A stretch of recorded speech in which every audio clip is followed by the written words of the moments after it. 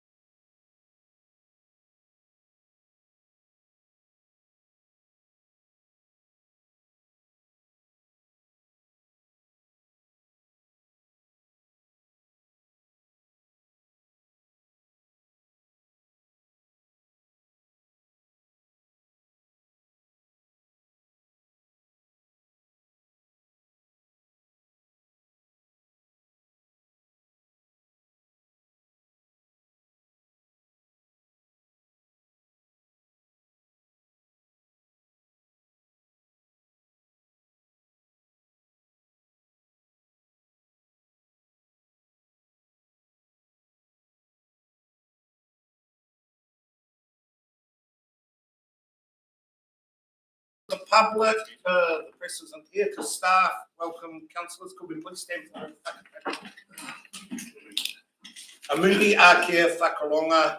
Okay, as always, onwards and upwards. Thank you everyone and welcome. I've just rung Dean, he's in the paddock, so work out yourself how late he's going to be. He's having trouble with his calves. I can't get Jock, but I do have apologies for Councillor Mackie and Councillor Finch that I'll move. Can someone please second? Councillor Kennedy seconding. All those in favour? Aye. All those against? Does anyone have any late items or urgent business that they want to bring to this? And does anyone have any declarations of interest for it? If not, we'll get straight into the meeting. So welcome once again, everyone. Natasha, as the writer of the paper, is there anything that you wish to add to agenda item number 1? Give me a tick just to see. Is there a recommendation with it? Yeah. Right, so we get straight into the submissions, and the first person up is Murray. Where's Murray? There he is. Welcome, Murray. Gave me a bit of trouble outside, so I dealt to him. He's going to behave himself, he tells me.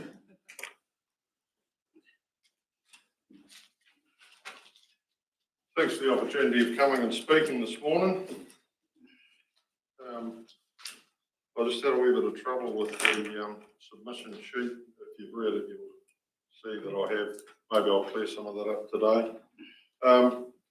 Just to introduce myself, Murray Patterson. I've been farming at Waitahuna for about 50 years. I've lived in the Clutha district, or what now makes up the Clutha district, all my life, which is about twice as long as the Clutha district has been operating. I have got an interest in the future of the Clutha district. I plan to be staying here for a while yet. Just talk about the council as I see it at the moment. I think the council, we're going through a review process at the moment, but I think the council is generally reasonably functional. Reading the media and that sort of thing, there's obviously a bit of good, robust debate happens in this room here. But unlike some of our neighbouring councils, one just to the north and a couple further south, there's a lot of personal crap goes on in their meetings, and it's not conducive to good decision making. So, things, while I don't agree with all the decisions that come out of this room, the process is happening, seems to be.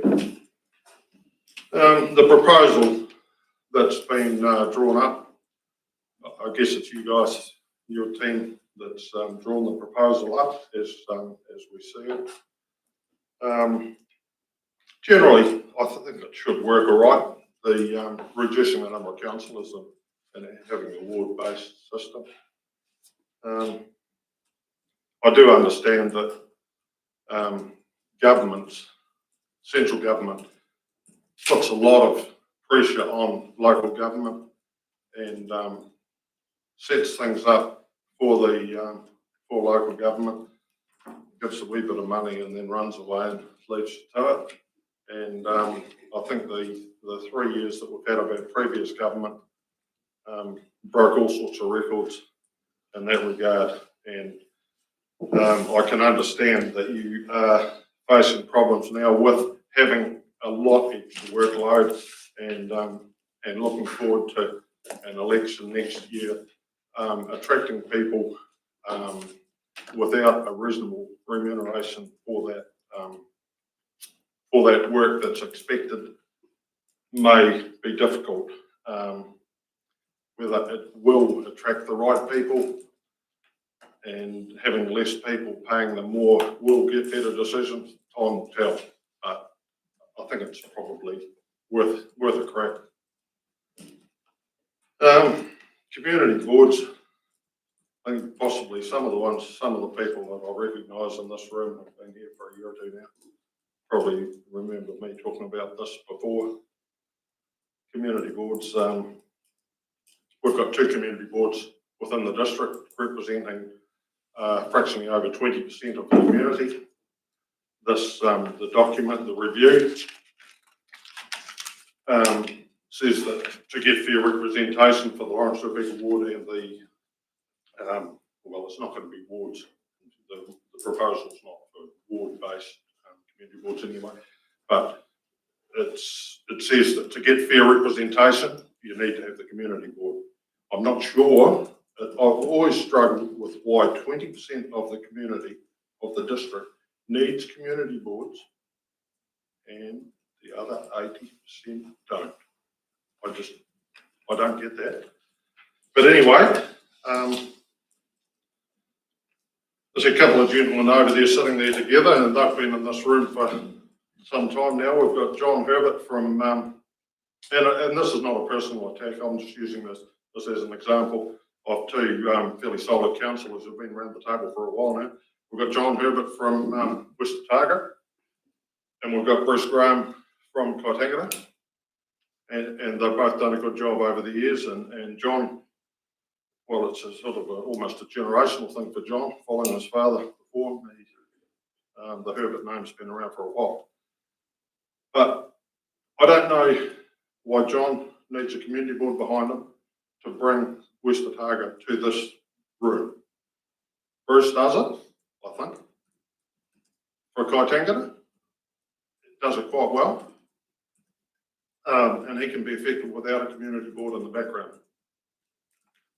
2 of our new members, and one of them isn't, a newer councillors, and one of them isn't here today, unfortunately, and I know him reasonably well. Jock Martin and Simon McAtamney.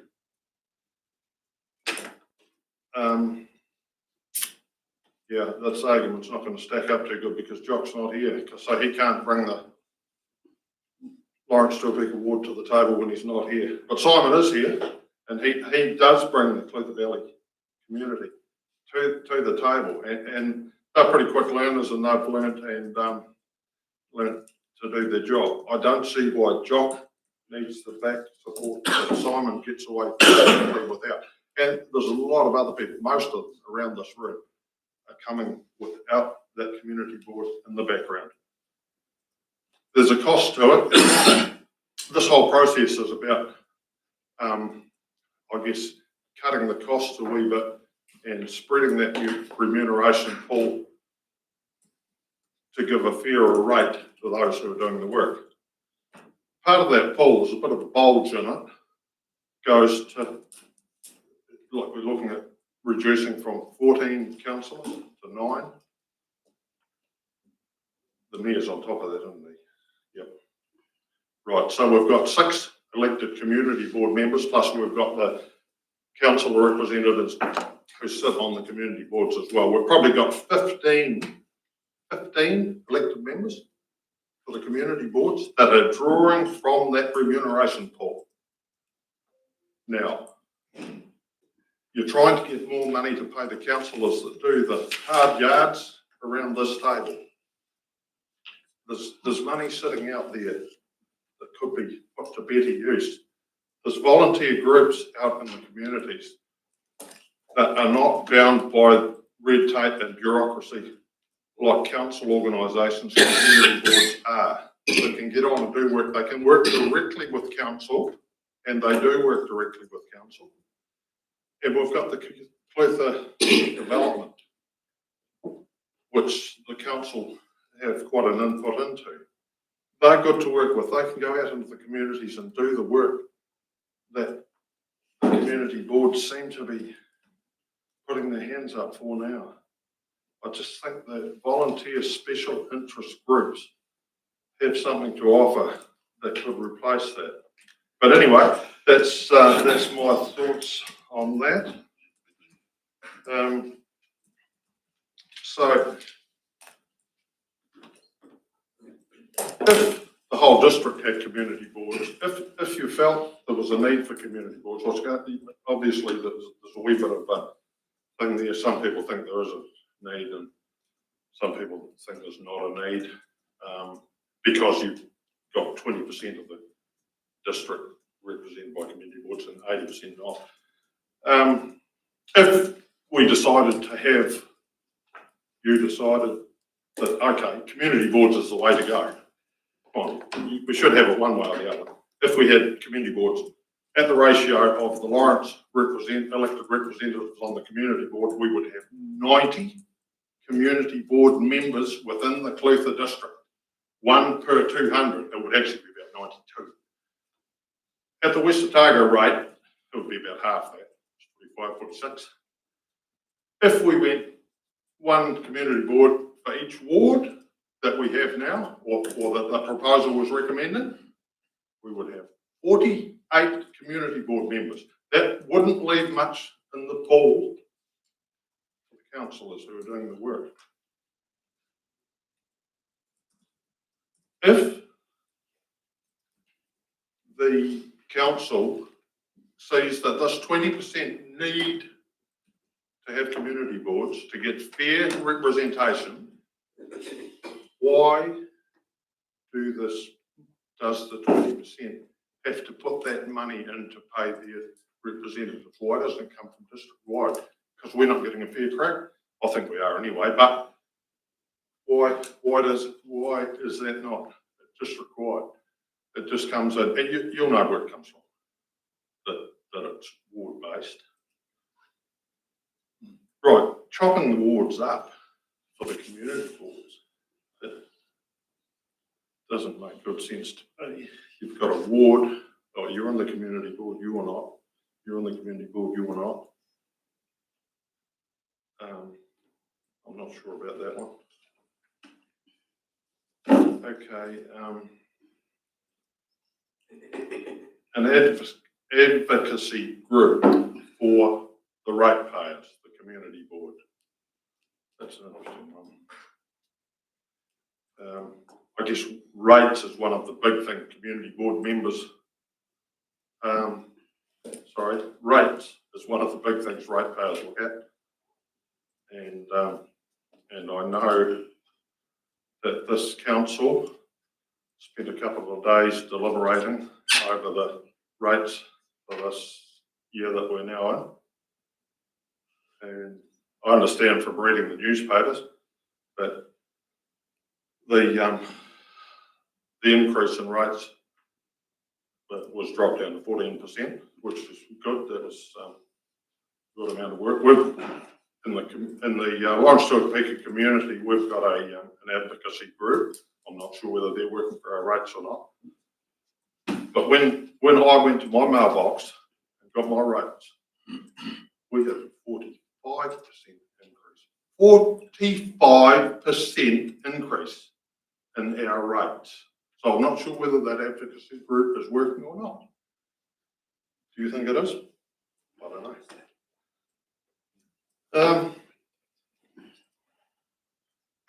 If we're going to chop and slice the community board within the ward, maybe the Lawrence Tuakapeka ward, could chop off Waipori, Beaumont, Tuakapeka West, Waitahina. I think there's not a lot of effort going into those areas. There's not a lot of benefit for them. So if we're going to take some out, how about we take all of them out? I just read through the proposal and think there's been very, very little consideration given to reviewing the community boards. Is there an agreement written somewhere? I know there was an agreement 35 years ago. In 1989, there was an agreement came from the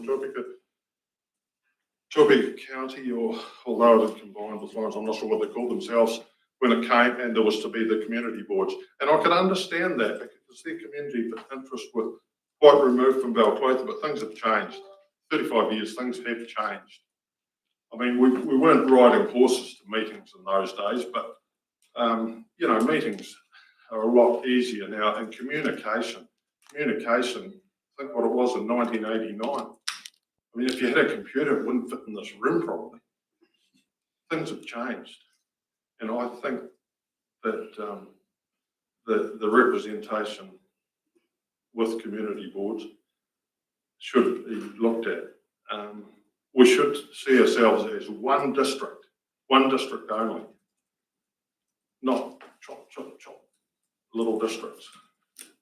And I think the members who sit around this table, they've got to see themselves as representing the whole district, every corner, not just your little patch, every corner of the district, and I'm sure you do. Mind you, you probably don't get much time from all the other stuff that you're getting thrust at you to talk about. You know, I've got very good examples of Waihola looking forward. Look at what they're achieved. They're not bound by red tape. The community boards are bound by. In Lawrence, we've got examples of things that have been done by special interest groups. Sometimes there's been the council involved, sometimes there's been Clifford Development involved. Actually, I don't know whether many of you have worked with Clifford Development. They're a bloody good team, and they get results. But anyway, you know, we've built our swimming pool and our skate park and our hospital health centres run by outside groups. They're building 4 new houses at the moment. Well, they built 2 and another 2. And we've got private developers who've built numbers of houses and sold them over the years in Lawrence. If you have a drive around Lawrence, there's a lot of new buildings going on in Lawrence. That's all private. What else have we got? Our Gymkhana grounds. I mean, there's been big development done there. It's all happened. It's happening from the special interest groups that are putting their time in voluntarily to do it. We don't need to be bound by red tape. The cycle trail, we've got a new bike park happening at Lawrence now. It's in the process of being built. You'll be aware of that because you've had an input into it. Lots of other things too. Within a district, within a small part of the community, if you make a wrong decision in here and it starts going ahead, the people from that community can come here. And there's actually a very good example from Milton that things went a wee bit astray. And the people came and talked. There's a little bit of talk went on, but they got it sorted out, and it's getting sorted out now. You don't need that extra cost, I don't think. Anyway, thank you for your time today. Thank you, Murray. Questions, team? Councillor Payne. Thank you, Worship, and welcome, Murray. It's about now. I wish I'd sat with you for 5 minutes earlier and had a good chat to you. Are you aware where the funding for the community boards comes from? I guess is the question, but I'm not going to answer it myself. It comes from the community of interest, so the people ratepayer. So I guess you're saying put that back to the councillors. Would you still be for that? Would you still want that on your rates if you were to disestablish your community boards? Not as a target, not as a target for our ward. No. And it wouldn't be on as a target. It would be district. It would change from a ward target rate to a district-wide rate. Yeah. Is that right? Yeah, that's right. Yeah. So it would have a minor downward impact on the community board areas now and a minor upward, less minor up for the rest of the district. It's slightly different funding mechanism than it is for the councillors. Oh yeah, yep. But the money goes into the same pot. No, It doesn't go into the same pot. Right, we should. Never mind, we're going into discussion. We are. So, Councillor Barron, followed by her. That was my clarification, was the difference between community board funding and councillor funding. They're quite separate. Right. And one doesn't go on the other. Yep. The other clarification is that, and you mentioned it, but the towns that don't have community boards do have personal interest groups in areas like Waka has and Milton has and Clinton. They have those personal. They operate like community boards, but they're not community boards. So they're not bound by the red tape and bureaucracy. So there's a lot of that going on. And they can apply for and get funding for things where community boards can't because they're bound by the. Councillor Herbert, followed by Thank Graham. you. Welcome, Murray. So you've talked a couple of times. What's really the red tape you're referring to that they're not bound by the special interest groups? Well, raising funds for a start, raising money. And, well, that is probably the biggest one. You do realise, like, community boards have a particular advantage in that they're democratically elected. So every 3 years, you know, people, their job's up for review, if you like. They have project funds available from the community, and they can also rate for something. Those are 3 things that a community interest group can't do. That's right. We're probably heading into discussion. I'm just asking if he realises it. It's a legitimate question, Your Worship. Yes, and the special interest groups can come to council and ask council and be heard to rate for special projects as well. So I've got that. If they put up a good proposal. Councillor Graham. Yeah, welcome, Murray. I'm just wondering if there was community boards, the people on the community boards would be the same ones that are probably on your volunteer special interest groups, generally. Yep. Apart from ones who have, say, specific interests, say the skateboard people on the skateboard one, that you generally get that the drivers in a community would be on the community board, I would think. Do you? Not necessarily, but maybe.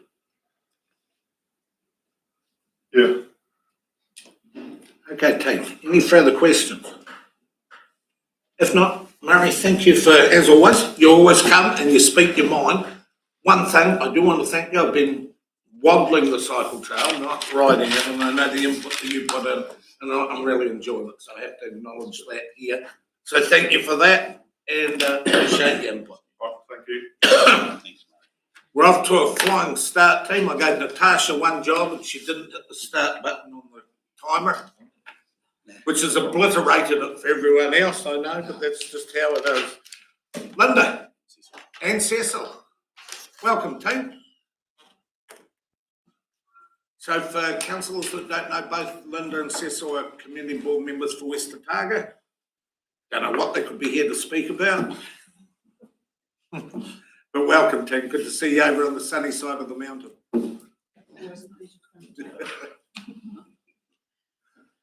Sorry, but I'm going to have to read some of this. You go for it, Linda, not a problem. Good morning, all. I'm Linda Ralston. I'm the Deputy Chair of the West Otago Community Board. And this is Cecil Crawford. He's also elected a member, and he is my moral support person today. And my goodness, I'm really pleased to see him here, trust me.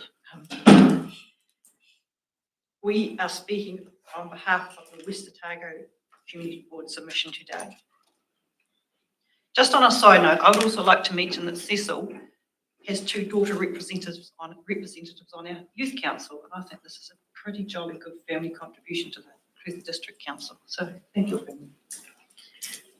Your Worship, the Mayor, councillors and council staff, I thank you all for the opportunity to speak today.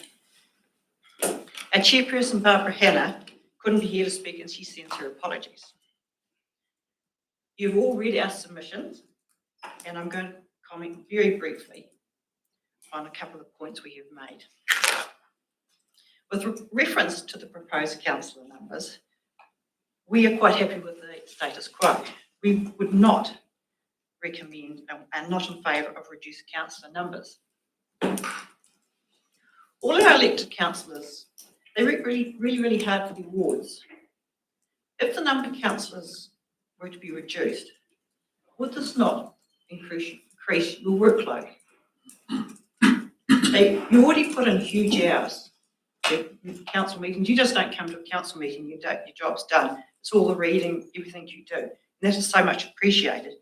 But if this is increasing your workload, will then this not also deter people from wanting to become more engaged with council? Perhaps deter them from becoming involved and putting the names forward for council elections.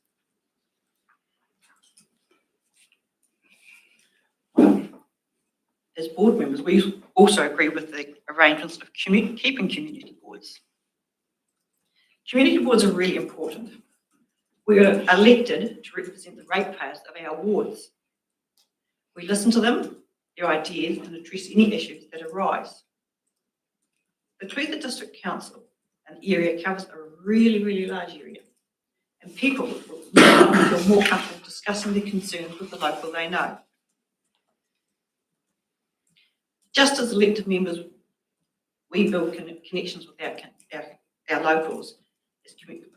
We also build the same connections with council staff. With our mayor and council staff attending our 6 weekly meetings, they get to engage with our ratepayers and to hear firsthand their thoughts and ideas. But by the same token, we get to build the same connections as board members.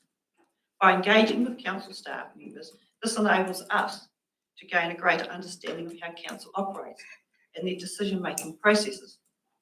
This has to be a win-win situation. By addressing issues at local level also, this must surely save council time so they can deal with other items on their agendas. You will have all read our list of projects in the past 6 years that we've achieved, and we are actually the ones we're currently working on in West Otago, our place. With reference to our place, West Otago, we are focusing on looking forward to the completion of a number of these projects. Some are taking a little bit longer than others, but working with community volunteers and fundraising committees to see the fruition of these will be very rewarding. Ultimately, council have the final say on any of our projects, but we certainly appreciate and are grateful for the support we receive, and also from the support we receive from our community.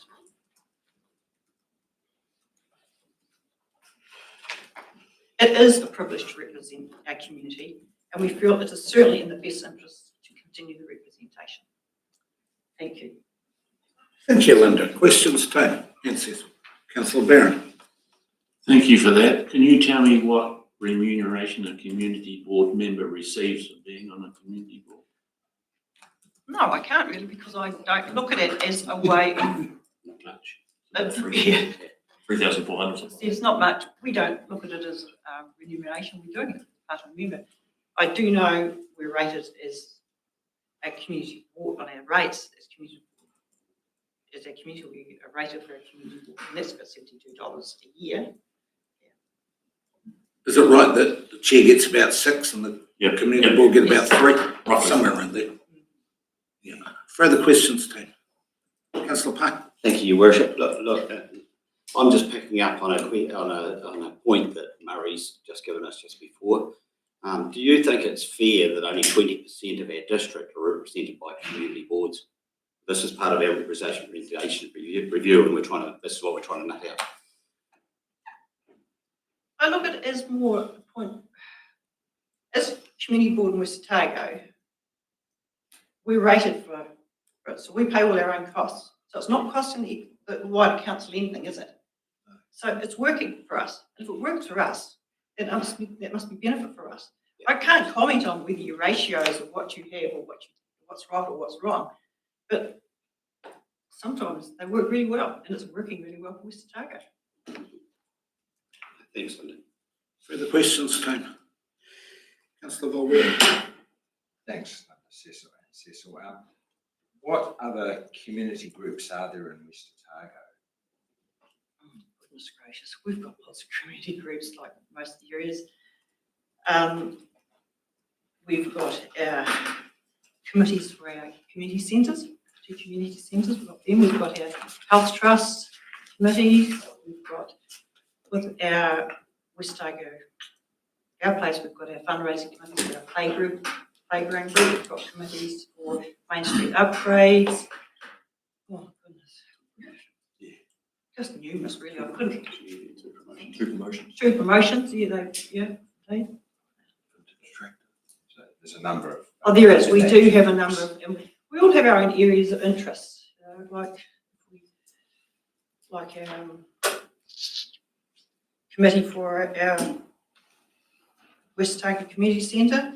They operate that and look after it. If they want something done, then they start pushing for that. Our swimming pool committees. We've also got lots of committees on our reserves, our recreational reserves, which is quite a number as well. Thank you. Any further questions, Tony? came into the room at 9:30. You're more than welcome to ask a question if you want, John. All right, good answer. Okay, team. Thank you. That was too easy, eh, wasn't it? Far too easy. Ken, I didn't see you over there, but boy, it was good to have that cafe open again. Oh, absolutely. Billy Bunter travelled a good distance to get to a cafe, and I enjoyed it. So, thank you for your coming over and assisting us, and safe travels home, team. And thank Appreciate you it. all for your time as well. It's very much appreciated. Appreciate it. Thank you. Thank you. Right, team, it's technology time.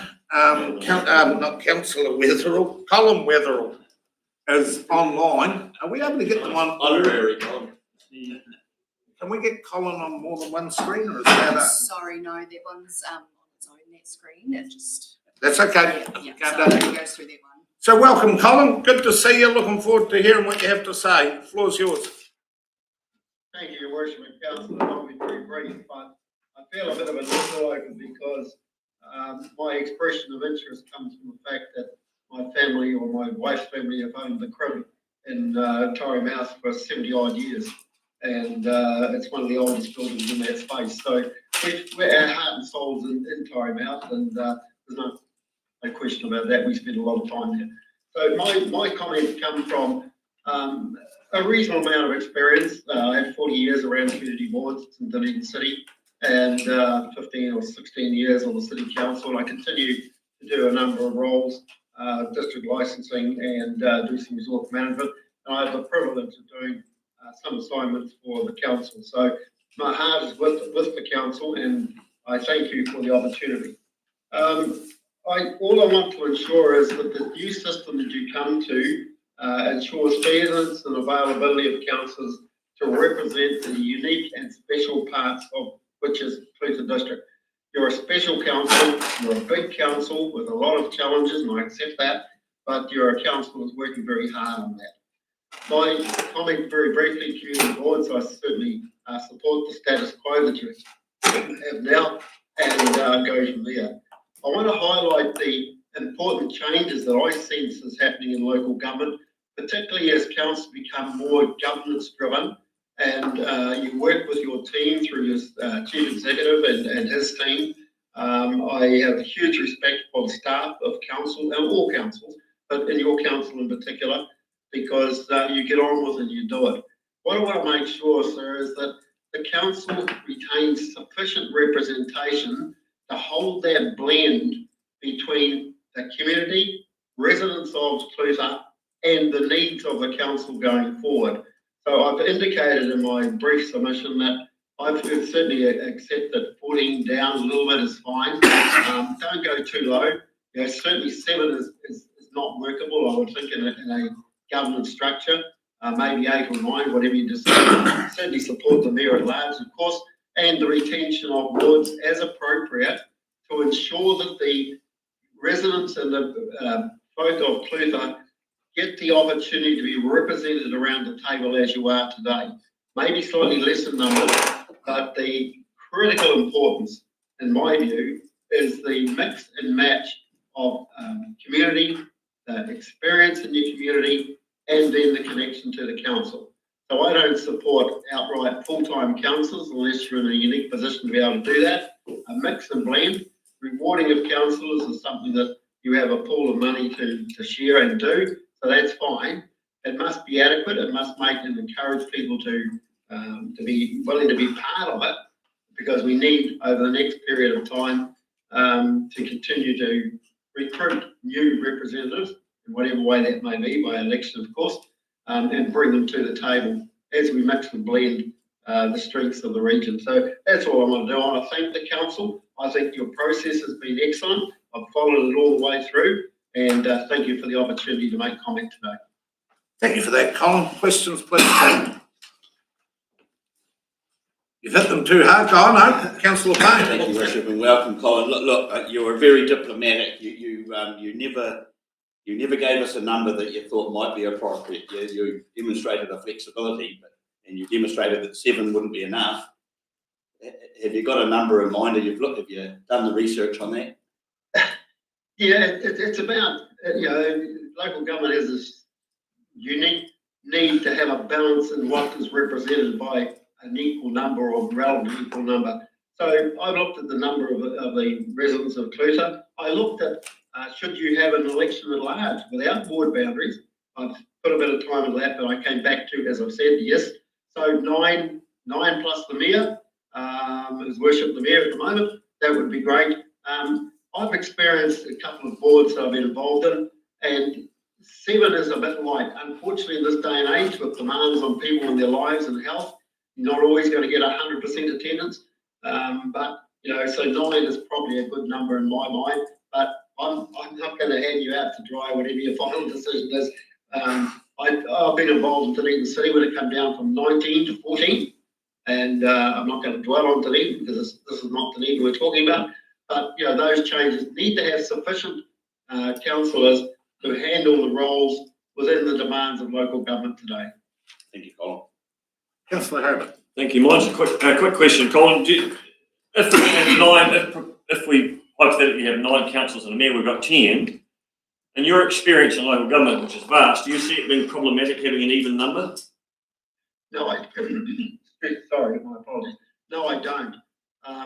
I haven't followed the exact records of your council per se, but a lot of your best decisions are made by a majority position discussion and debate at council, and if it becomes a 5-5, well, the mayor has a casting vote, but I don't feel that that's a challenge for your council. I think common sense around the table will generally come to the right conclusion, and but there is a way forward should it be tied. Doesn't always. Thank you. The common sense stops here, John. That's what he's saying. Further questions, Steve? If not, hey, look. Oh, sorry, Councillor Vawila. Vawila here, Colin. Yeah, good to see you. Just, you haven't really said anything about community boards for the area that you live in. Would you be in favour, or that you are involved in, would you be in favour of one for the northern area of the Clutha district? No, not particularly, and I say that from some experience, but there's the Amenity Society that are rebuilding their strengths, and there's a couple of other pressure groups, but, you know, let's be fair, Bruce, or councillor, that area is well supported by the councillors that participate in discussions and awareness and community needs, and I don't think by itself it needs it, but you know, I was in Dunedin where we grew a couple of extra community boards, and they've stayed in place. If the need is there, but you know, work off the strength of your group, and that's why I say that the councillors in the ultimate system must have the ability to mix and blend with their communities to take to the table the key issues. Pressure groups are popping up all different places these days, but we live in a different era now where people don't seem to have the availability of time and availability to be volunteers or participate or whatever. It's a challenging, I think it's right across the whole country, that it's harder and harder to get people to participate in activities. And I just wish the council well in its future. Thank you. Anyone else? Thank you, Colin. As always, considered an opinion, and we really appreciate the help that you've given us this morning. Enjoy. Is that Tyree Mouth on the background? It looks like a sunny day. Always, I never get that way. You know that. Nice. Side of the bridge I'm on at the moment, but no, I'm fine. Okay. All the best. You serve the council. Thank you. Thank you, Colin. Appreciate your help. Thank you. Absolute pleasure to be part of it. Thank you. Thank you. Right, now, team, there's a slight change in the sheet that you might have in front of you, and we're now going to go to Ray. Ray, welcome. Thank you for coming and assisting us. The floor is yours.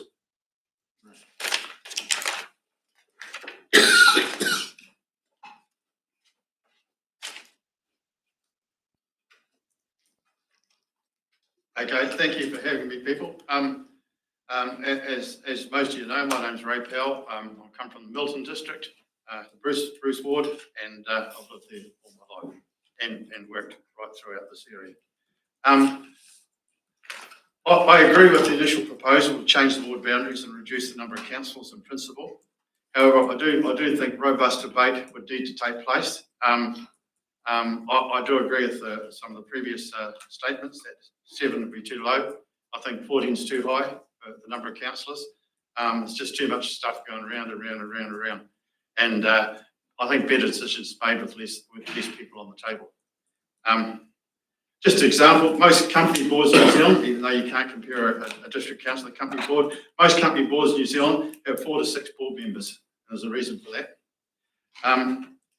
I also think the district council here, maybe a wee bit off course here, but I'm going to stick with it. The district council should be run as a non-profit making service provider for its citizens and not get involved as stakeholders in other businesses or involved in subdivisions other than assisting with the planning.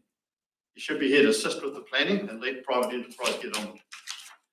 We've got a wonderful subdivision in Milton. It's got possibly up to 80 sections in a beautiful area, and that's all been done with private enterprise. Also, if a reduction of councils is voted in, then each ward, in my opinion, would need a community board to complement and assist the elected councillor. The existing Clutha District Community Board members and the councillors that I have spoken to, and I've spoken to 3 or 4 over the last month, they all speak of this very positive connection and good working relationship they have between the councillors, the community boards, the district council and the citizens of the area they work in. They seem to work very well, and quite frankly, from my point of view, I'm quite envious of the community boards in the Tuapeka and the West Otago area. They seem to do a great job. The community board arrangement filters out a lot of the unnecessary and menial discussion before the elected councillor gets involved. And I think it'll make it a lot easier for the councillors. I'm sure the councillors from the Tuapeka and the West Otago would agree with me there, and that seems to be their opinion. Also, the community board, with their input, the councillors are better informed and henceforth should make better decisions around the council board table. I definitely consider that my area, I don't know how you do the community boards, it's something you people have got to discuss and sort out for yourselves, and how you split them up, whether you have like a community board for the old original Bruce district, or for the whole, and you have say one from Torrymouth, 1 or 2 from Milton, 1 from Waihola, something like that. I'm not sure how you do it, or whether you have a community board just for the Milton area. That's something that needs a lot of discussion, and I don't think I'm qualified to speak on that at this stage. If we had a community board in Milton, I'm just going to get back to the old cabin thing. The town actually, I've never been involved in anything like this until the cabins come along, and there's so many people upset about it, and that I felt I had to do stand up and make a point. Now the whole town buzzed with discontent and anger when it was discovered that cabins were to be sited on the recreational reserve green space at Taylor Park. Now, it concerned many of us that the local councils didn't pick up on the discord, because there was a lot of discord around, and they didn't seem to pick up on it. And I don't know why, because we've got 3 councillors and the Bruce board that all live within a few kilometres of the Milton town. And probably the disadvantage we have, we've got the second biggest town in the Clutha district, 2,500 plus people. It's roughly half the size of Clutha. You've got 4 councillors for Clutha. So, you know, we're just not getting that fair deal. There's no doubt about that. So that issue was sorted, and as Murray said before, it was sorted down here at council with a bit of intervention. However, it would have cost, I don't know what the cost would have been, but we would have wasted $500,000 at least between wasted time and, you know, you're going to get a few bucks back for the cabins, but I'm sure you won't get as much back as what you hope for. And that's if you do sell them. That money was wasted. It wouldn't have got to that if we'd had a community board, I'm sure of it. Murray also mentioned about the volunteer groups could take the place of the community boards. The volunteer groups do a fantastic job in all areas of the Clutha District Council, no doubt about it. And we have lots of wonderful, wonderful people working in them and doing a great job. But the volunteer groups, in my opinion, would actually assist, would actually integrate with the community council and discuss things with the community council, then the community council would go to their councillor, their elected councillor, and they'd come to the table here and sort it all out, hopefully. Anyway, that's what I reckon. I'm told the cost of a community board is about $70 per ratepayer. 2 people have told me that. I don't know how you come to that, how you calculate that.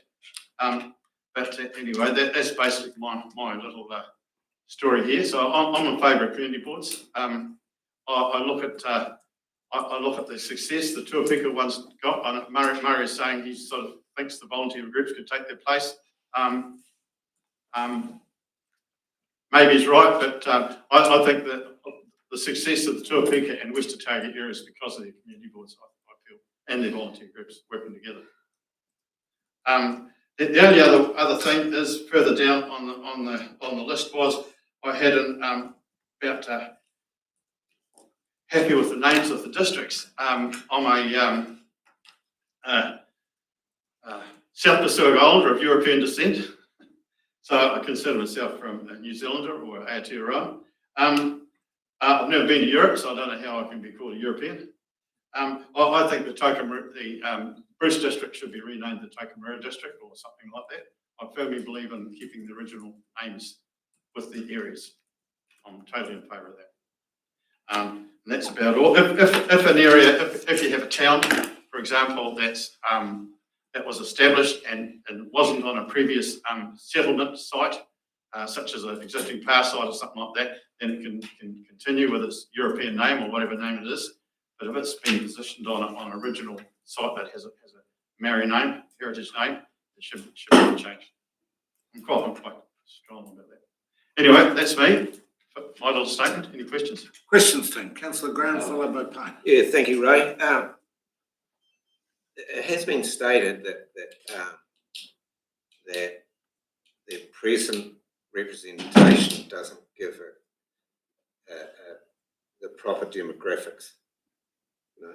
So do you think if there's a community board, you would get younger people standing for it that would get a taste of local government and be prepared to go on to council, whereas at the moment they wouldn't?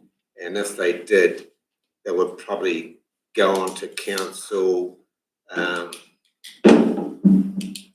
be more up to speed, knowing the processes and protocols that you deal with in community boards be similar to council. What are your thoughts on that one? I totally agree with that. I think a person working on a community board, their next step would probably be a council member. Then they know the protocol. It's quite, I don't know how you get on. Like says, the mayor's job, I think it should be compulsory that a person should do one term as a councillor before they become vote in as a mayor. I just don't know how the voting system works, but then you wouldn't have the debacle we got down to court. I mean, it's not a problem here, but it should be a progression up through the chairs. I think getting young people into the community boards, it is difficult. I see a lot of young people coming on that are certainly capable of doing it. But the problem today is you got, and it's not an excuse, it is a problem. You've got working families, moms and dads both working. They get home at night, away from the kids, are chucked in a kindy all day and things like that. I think we've got to get back to one parent staying at home. Doesn't matter if it's the man or the woman. But I don't know, that's not something we talk about here. But that's the problem. That is the problem. Councillor Pine. Thanks, Your Worship, and welcome, Ray. I just want to test your arithmetic a little bit. 2,500 people in Milton. Yep. 5 in Balbutha. What are you asking for? One person off the Milton as a councillor, or one off the Butha ward? What? I'm just trying to test that.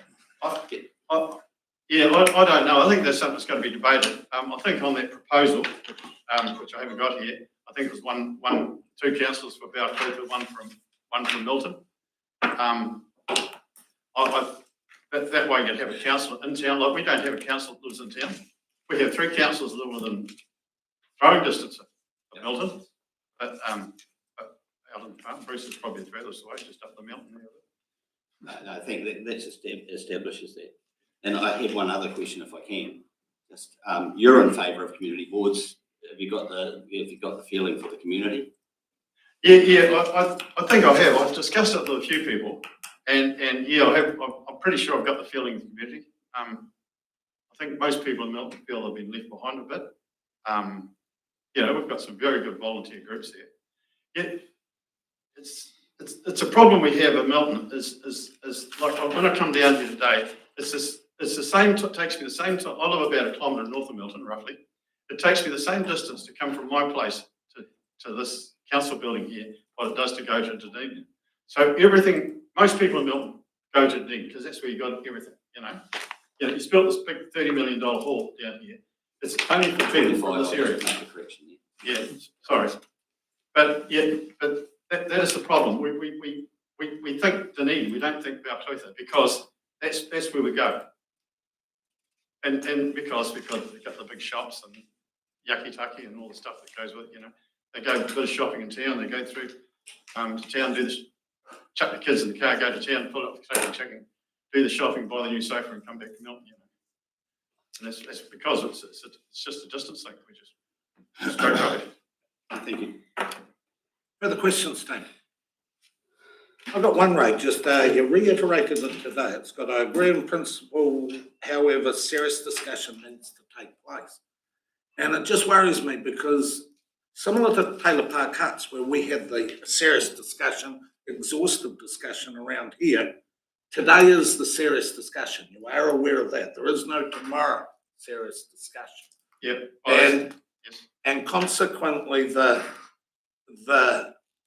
5 verbal and the written, you know, we've done our bit for our serious discussion, but I just want to make sure that you realise that while we're here and we're serious, there's only 5 other groups have come to talk and comparatively not many written.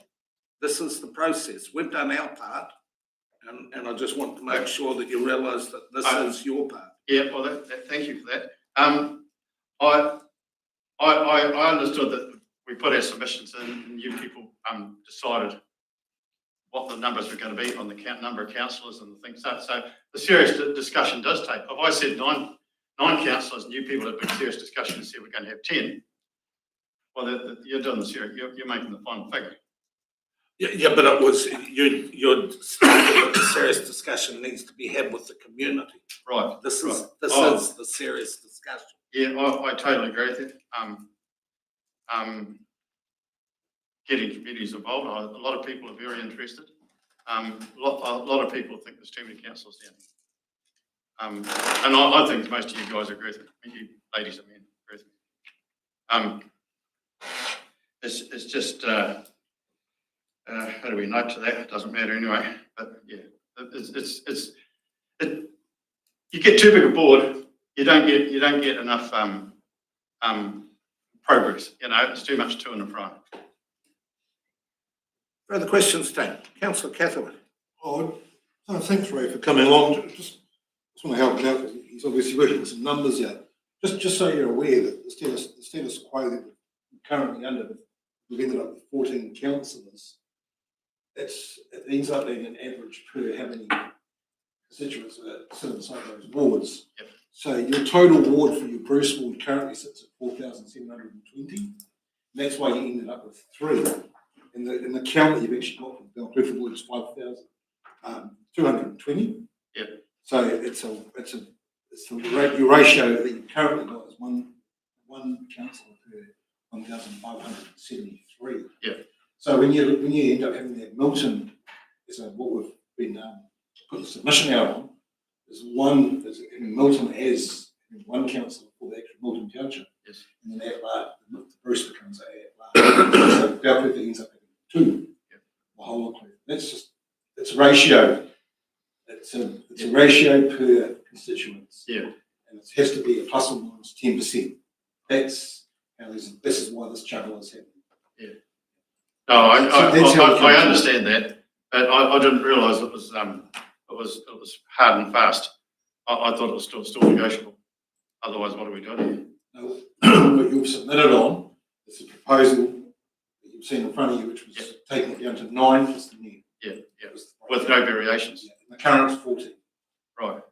So there's no discussion on it, that's it. Now, we will be having a discussion. Yeah, so it's not hard and fast. Thank you. Now, just so that you're aware, so like we've got Dale and Ben here from overlooking the process.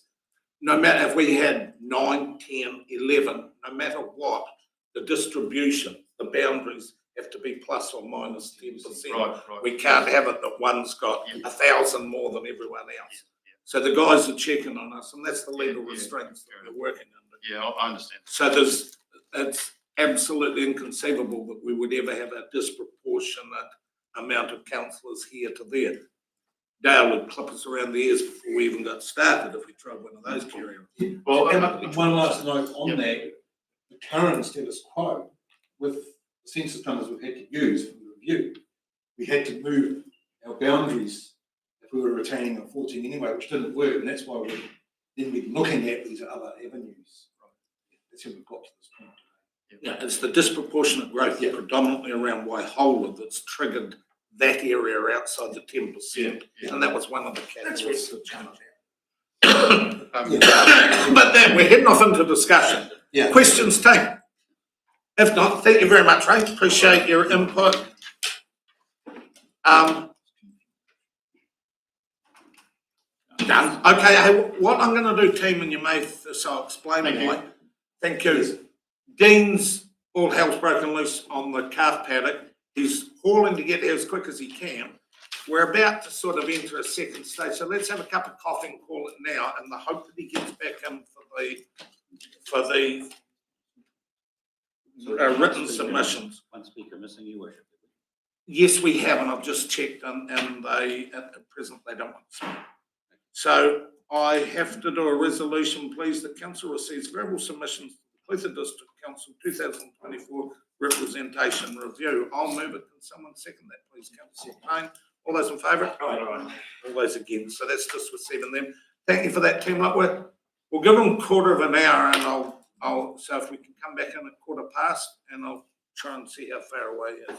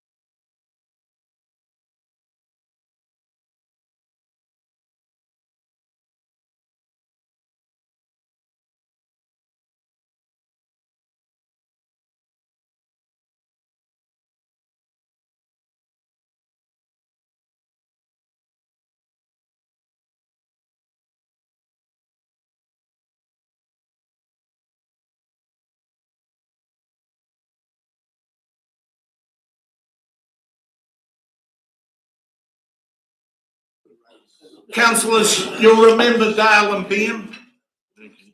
So that you know what the process, what I'm intending to do now is we're going to have a helicopter general discussion. We're not going to go through one by one. Ben is actually broken down into the major, you know, there is this option, maybe it's that option. And we start discussing so that at the end of, Ben thought it's going to take about an hour. At the end of it, there's really two pathways that we have to consider taking.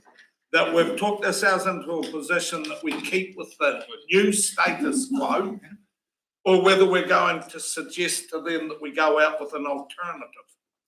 Quite a big move. So welcome, Ben and Dale. Great to have you here.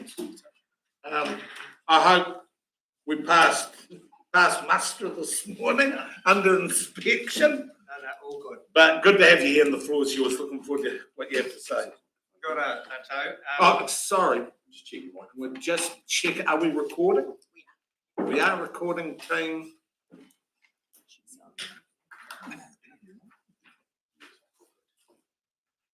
Hello, everyone. Nice to be here again in the representation review journey. We're actually nearly there.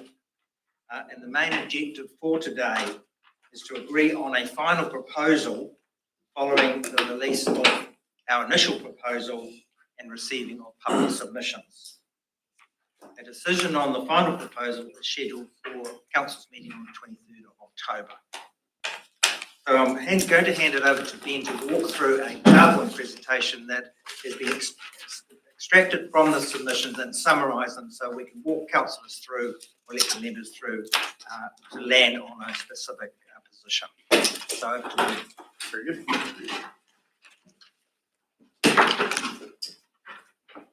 Right, good morning, everyone. Thanks, Dale. Like Dale said, it's great to be here again. Nearly there through the representation review process. The outcomes for today, we want to summarise the submissions, deliberate on the representation arrangements, and then land on one option for Council to resolve on the 23rd of October.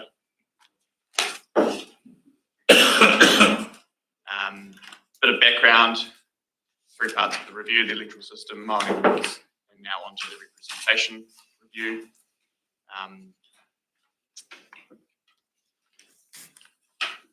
Can I just confirm we have the right presentation loaded up? Does it not look right? You're the boss.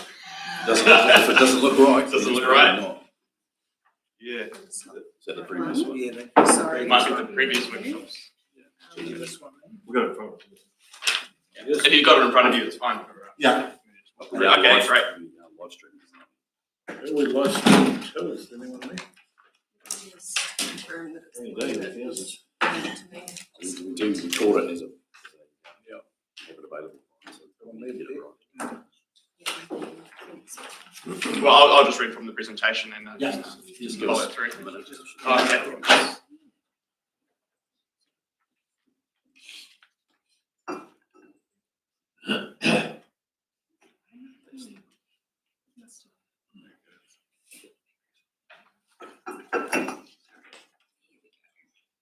While we get this going, I'll just say I was really appreciative of all the flowers and cards you lot sent me after my demise on Friday. What is on for I got announced dead. I got announced dead. And I went all over the Facebook pages and then I used cared. The only ones that didn't give a damn were the councils. Well, Other people were crying on the street. do you think we look at Facebook? Maybe not crying on the street. Right. You think we- Oh, yeah, we're the only ones that don't look at Facebook pages. Sorry to hear that. Probably even more sorry to hear that I'm alive, but there you have it. Okay, on that, we're now leaving. Sorry about that, a little bit of deja vu. No one's. Okay, like I said, deliberate and land on a proposal today. Only one option can be adopted as the final proposal. It's going to go to council on the 23rd of October, formal resolution. Now, if there are any changes from the initial proposal, then Anyone will be able to object to that final proposal. If there are no changes to the initial proposal, then only those who made a submission will be able to appeal the final proposal. So that needs to be kept in mind as you consider whether to adopt the initial proposal as the final proposal or make any amendments. Question ready? Yep. Yes, I can ask a question. So no matter how minor any change is to the proposal that we've put forward, that opens it up. So even if we just change a name. Change the name of the ward. That opens the whole thing up It does. for the whole, everybody. It does. You change a boundary, change the name, change the number of councillors, change anything. It's the game we're in. It's the game we're in. Okay, so the current arrangements, which we've gone over plenty of times, a couple of 3 wards that are non-compliant with fair representation criteria. Now, this is actually an option that we've got later on because some submitters do prefer the status quo. They have made a submission asking for the status quo. So we are going to come back to this as an option that council can consider. Briefly touch on what a representation review is. It's a review of council membership. So how many councillors, how many wards, what are the boundaries of the wards, how many councillors from each ward, what are the names. Community boards, we want to keep them, establish any more community boards, change the boundaries. Keeping in mind the 3 principles of a representation review, which are the communities of interest, effective representation, and fair representation. Okay, so now let's talk about the submissions. The initial proposal, which was adopted on the 26th of July, did mean that we then published a public notice which advertised the initial proposal and the opportunity for anyone to make a submission on that initial proposal. Council staff worked with us to develop that public notice and socialise it through various social media channels. It was in libraries, council offices, all that sort of thing. There was a submission period from the 1st of August to the 2nd of September, so about a month for anyone to make a submission on the initial proposal. We had 27 submissions received.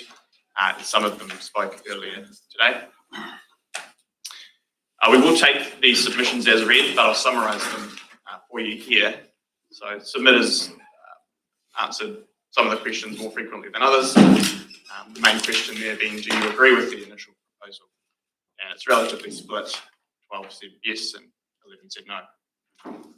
Do you agree with that the ward boundaries appropriately reflect communities of interest? 18 yes, 4 said no. Do you agree that we have the right number of councillors? Was that a question? Yes. I've printed them out and I've got 14 said yes and 11 said no. Which this is to?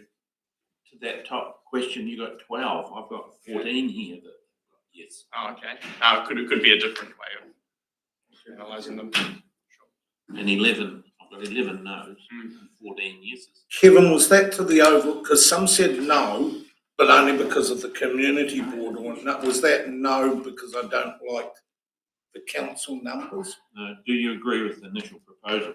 I've got one extra one here that just wants community boards kept. And I've got one other one here that just wanted a, this is the 27th, that just wanted a number changed from yes to no. Well, I know some of them actually didn't answer that question, but they may have later on in their submission. Okay, okay. If that's correct, then that would reinforce more agree with the initial proposal. I thought there was more agree. The data that was pulled was what's reflected there, so. But was it pulled correctly? That's my question. Will I see that? But the basis of that is. Or have I done and made a mistake? The basis of that is the full 26 submissions. I mean, someone didn't answer that question, but they says, I acknowledge 14 councillors may seem too large, but equally 8 is not practical on the lower side. This submitter spoke and ended up saying 9 would be good. So I don't know where it fits in that.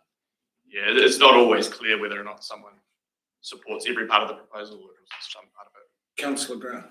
That's that top question. A lot of people feel that vague, the ones that I've been talking to, because does it relate to the status quo or does it relate to the proposal of 9? It confused I me thought it because was real confusing and Remember, it's about the initial proposal.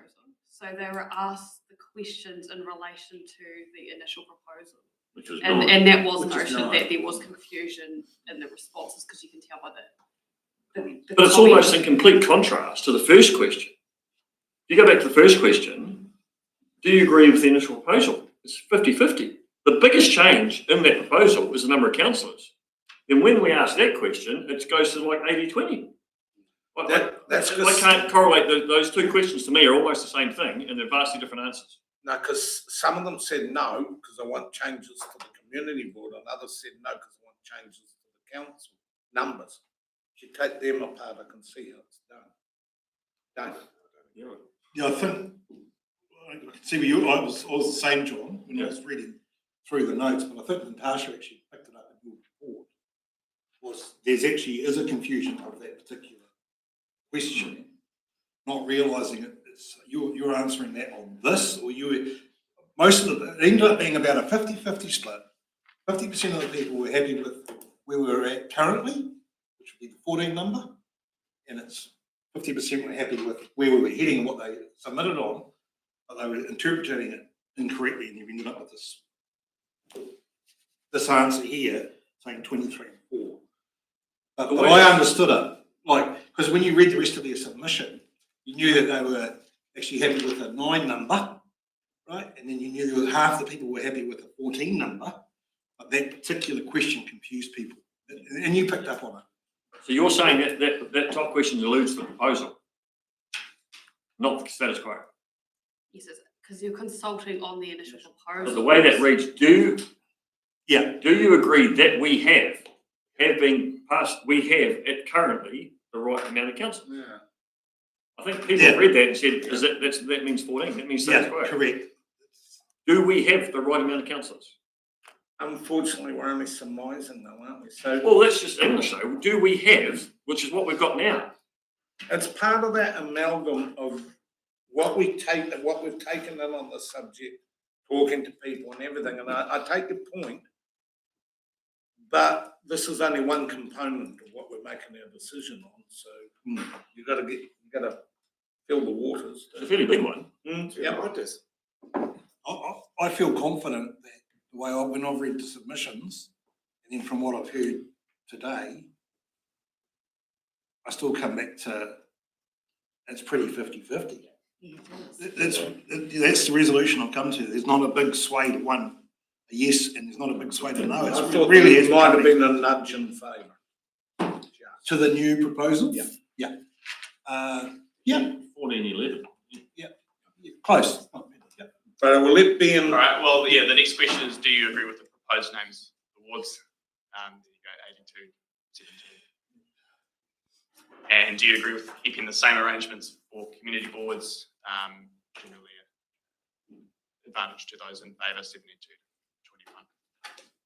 21. There were other comments provided with the submissions. You've heard some of them this morning. Some supported the initial proposal as being efficient, logical, and providing fair compensation for councillors. Others felt well represented by the current arrangements. Someone suggested that the proposal lacks rationale, not enough explanation as to why council wishes to reduce the number of councillors. And then there was some discontent with reducing the number of councillors, some about they'll lose representation, others concerned about the reduction number of councillors in Bruce and West Otago wards, and someone saying that feel reducing the number of councillors may reduce the diversity across council. So like I said, we've taken the submissions as read, and now it's time to deliberate as to whether or not to retain the initial proposal and adopt it as the final proposal, or consider making any amendments. We have come up with some options that are informed by those submissions, and keeping in mind that any changes made do need to be supported by submissions. So option 1 would be to retain the initial proposal, that's 9 councillors, 8 wards, and the 2 existing community boards. Option 2 would be the same thing, but to amend those community boards to align with the wards. Option 3 would be to revert to the current arrangements, supporting councillors from 8 wards and the 2 existing community boards. Option 4 would be to keep the initial proposal but to combine Bruce Waihola and Milton ward, which would restore the current Bruce ward. And then option 5, 9 councillors from 8 wards, which is the initial proposal, but to establish community boards for all wards. Right, Kane. Yes, I'm happy to go through each of these options in more detail. We did make a little map for each one of them. Well, let's do it, Ben, just, yeah, I think we know it, but let's just make sure. I think for a start, we can get rid of option 5, Kane. Yeah, I think the last. Because we've not had compelling, we've had one person come along and say they want community boards in Milton. There hasn't been a groundswell of people wanting community boards in Clinton, Kaitangata. Actually, it's a little bit, to be honest, it's a little bit disappointing, the feedback. Given our long-term plan, 660-something submissions, and quite an active group of people out there on Facebook and things, I'm actually staggered at the low level of submissions and community buy-in, to be quite honest. Yeah. Given the history that we've had this last 12 months, with different things we've had, there's been a lot of people, a lot of interested. Vehicles on beaches mock this one up. This is arguably the biggest. Yeah, I went to my community group meetings and told everyone that explained what they're reading. There's a certain group of people out there that have been very quiet on this. It either triggers the Facebook response or it doesn't, but can I just to get some direction, would I be right if we took the first step that we discuss the community boards so that we establish where our position is on the community boards and then we go into the other options? Because like John, you start thinking logistically, what will we ever base a change to? I don't think there's enough oomph in the system, but I want to have a discussion. So I'll go Dane, Bruce. Oh, so around this, so my thoughts on the community boards, the way I've seen it is representative from the Lawrence to Peka and our West Otago representatives come here. It works for those communities, they're in touch with their communities, hence why we've gone out with just the 2 existing to remain as existing. And I feel myself as a representative for the ward that I represent and the community groups that I go to, I feel there was no need to even ask that question to my community, whether they wanted it or not, in the submission. So I'm happy with the proposal we went out with, and I'm happy to continue supporting our council having those 2 community boards. Yeah, that's how I feel. Who was the next one? Bruce. Well, I think it's imperative that we have a community board in Milton. I think looking back at the history over the last 6 years of Milton, there'd be a lot of hassles that could have been sorted way before it came to council. That the people in Milton are far more likely to trust community boards than councillors. The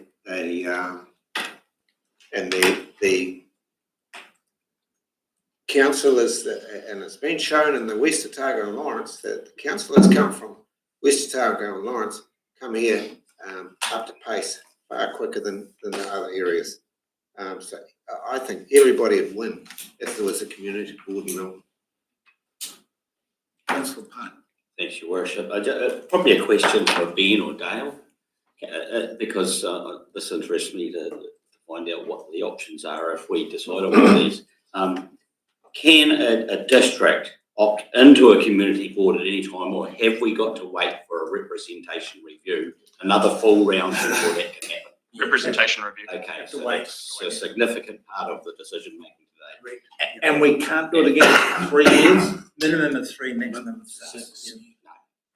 So that leads to some other questions, doesn't it? We've got to ask.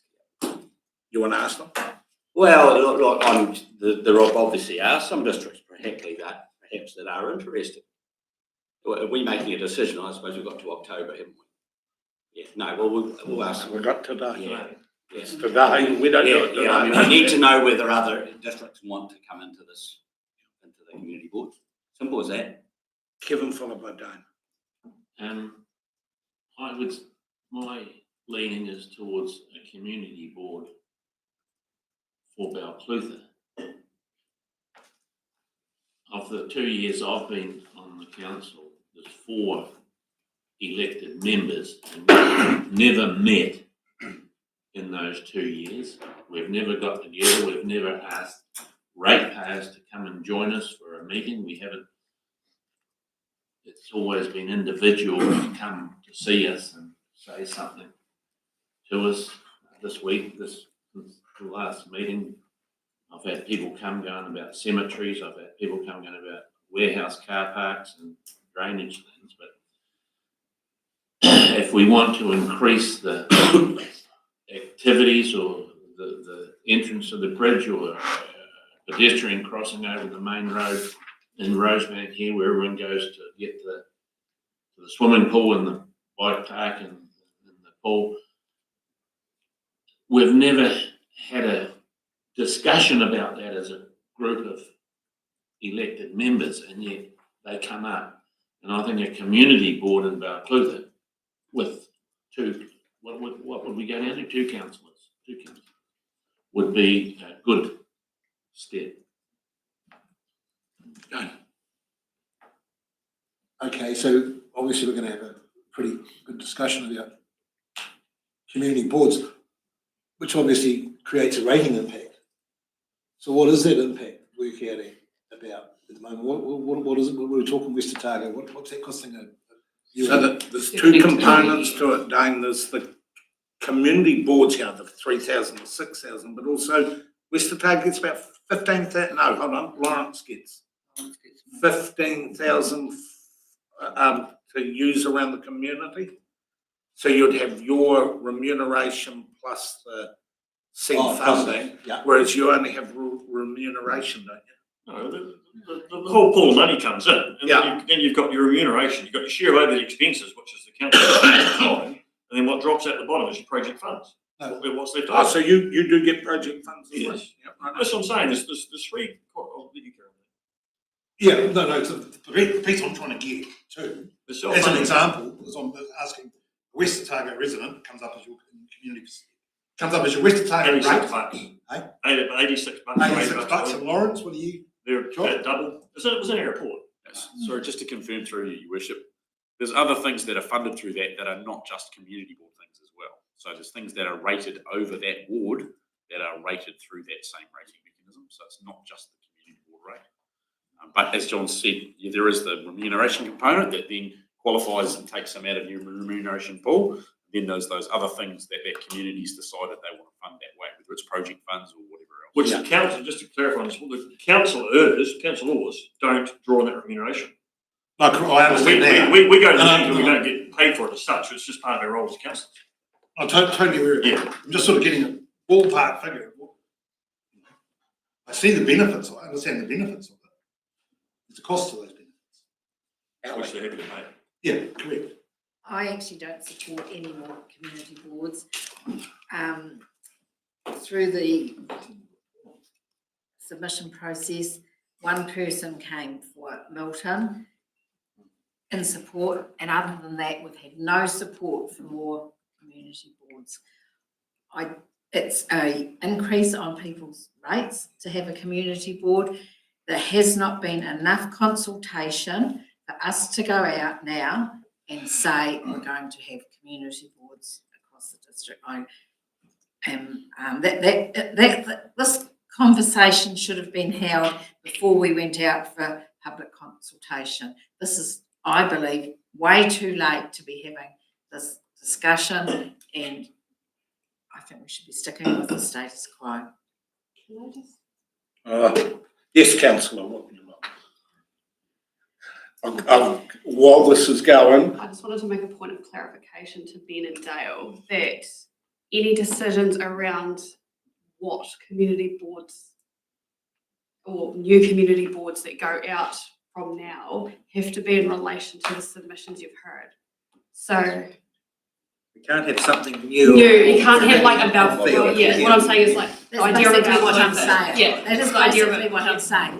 This discussion should have been held before we went out for consultation. We haven't consulted to have any more community boards. So I don't believe we can be adding them at this stage. We can only do this. That would be my. We legally can't because it was if it's not in the submission. Yeah. From my perspective, I suppose I'm lucky to have that helicopter perspective of Waihola looking forward, Taieri Mouth amenities and the like. And I see that there's an advantage in the community boards is that they've got a rigid structure and they have a mandate. And because they meet regularly, they have the list of things they have to do and the towns are spick and span. But I go to Waihola looking forward and all of them. Each group is more dependent on the personalities in it and the drive and the enthusiasm. And other groups, they're operating just fine. And I've always had it that if Lawrence and West Target want to chip in the money, and that's the system they want, knock your socks off. It's got nothing to do with, it's not coming out of a Clinton or in anyone else's. So if that's what suits that community and that's what suits that community. But the thought of a Milton or a Balclutha Community Board on the spirit of encouragement that we got from here, it's just too fine a thread. And I think that, Milton could certainly do with a more robust interaction between their groups. Like that, because you've got quite a few groups in Milton, rather than one dominant group, as I see it. If I went, to who we listen to, but that's the dynamics. And you look at Balclutha. Balclutha could never ever get a group together if it tried. It'd be an awful thing. It hasn't. But the bigger the town, the more. You go over to West Otago and they're so connected, and Lawrence connected with their community board. You don't get that spirit of we had a working band Balclutha. It could be interesting to see who would turn up. Bruce. So you're saying that it excludes the possibility of a Milton Community Board?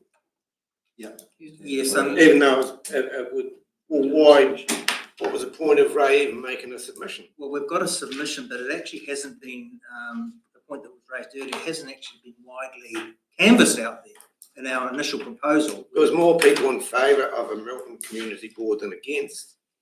In the submissions. Yep. Bearing in mind that we will, under the initial proposal, have a new councillor for Milton. Just for that area. If we were to, how do you start a community board? So at next year's election, we'd call for candidates and away it goes. And what would set the remuneration? Does the community set it, or is every community board gets?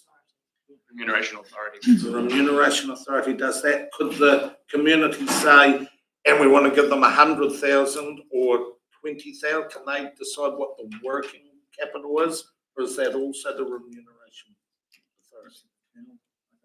It's internal, so there's discrepancy there. We'd have to get through the formal process first along that scenario. It likely would go to the local government commission, and they would likely have the final say.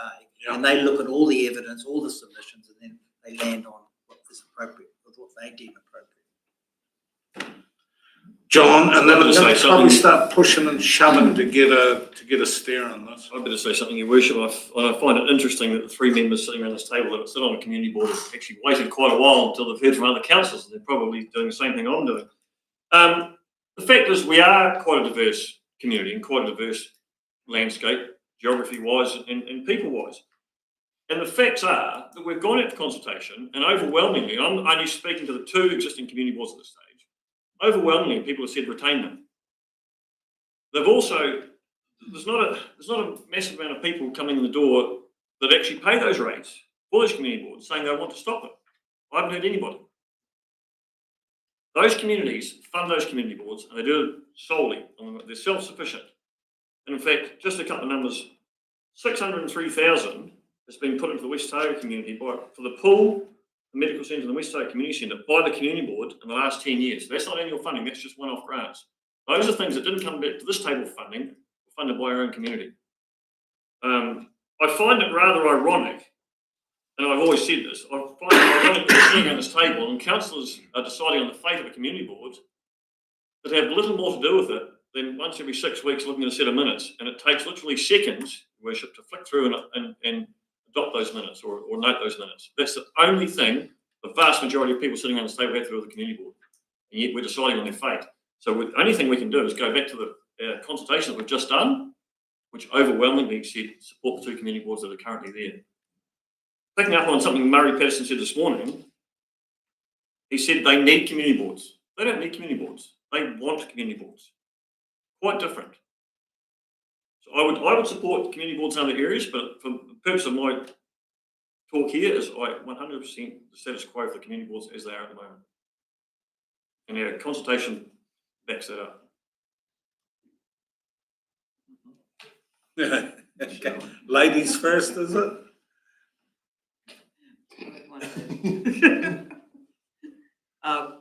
I'm very much with what John says, and I mean, everybody that I've been in touch with this last weeks, and as you can see, with having a community board, you make sure people get in their representation reviews, get it out there, you know, you're open, you take everything from either side.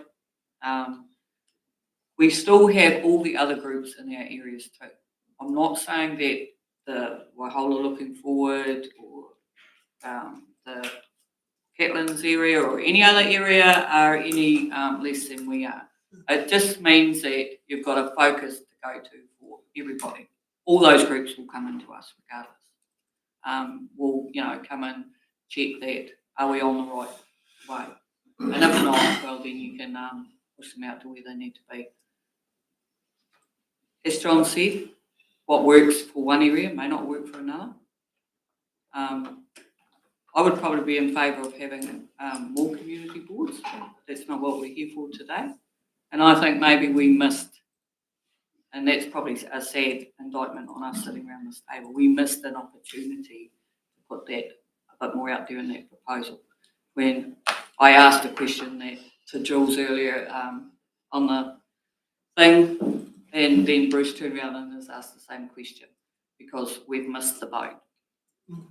But no, that's all right, Dane. You have your say later. As far as I'm concerned, what our two communities that have the community boards, no one's come and said no, they don't want them. They function for where they are used, and I just think 3 years' time down the track, or whenever our representation review comes up next time, that we put a bit of a better question out there. So that you know, Tim, I'm going to go for a nudge soon. So if you've got something to say, sir. Councillor Martin. Oh, thank you, Your Worship. And I totally agree with what's already been said, but I also support what John and Michelle are saying regarding the community boards. The being a part of the community board back in the early 2000s myself, yeah, I couldn't see our community at the present state it's in and functioning without it as a filter. Like it acts as a bit of a filter to get before it gets to council for making the decision-making process, because who knows their communities better than the people that live in them. So it's a pretty good forte, and I think it was a pretty smart move by their predecessors when the amalgamation happened, that they actually started the community boards in West Otago and Chuapeka. But interesting enough too, a topic at LGNZ convention, the conference there, was some stats, and I don't have them, I don't think they've collated them yet, but there was a lot of talk about how many actually members of community boards have actually moved on and stepped up to be councillors for their districts.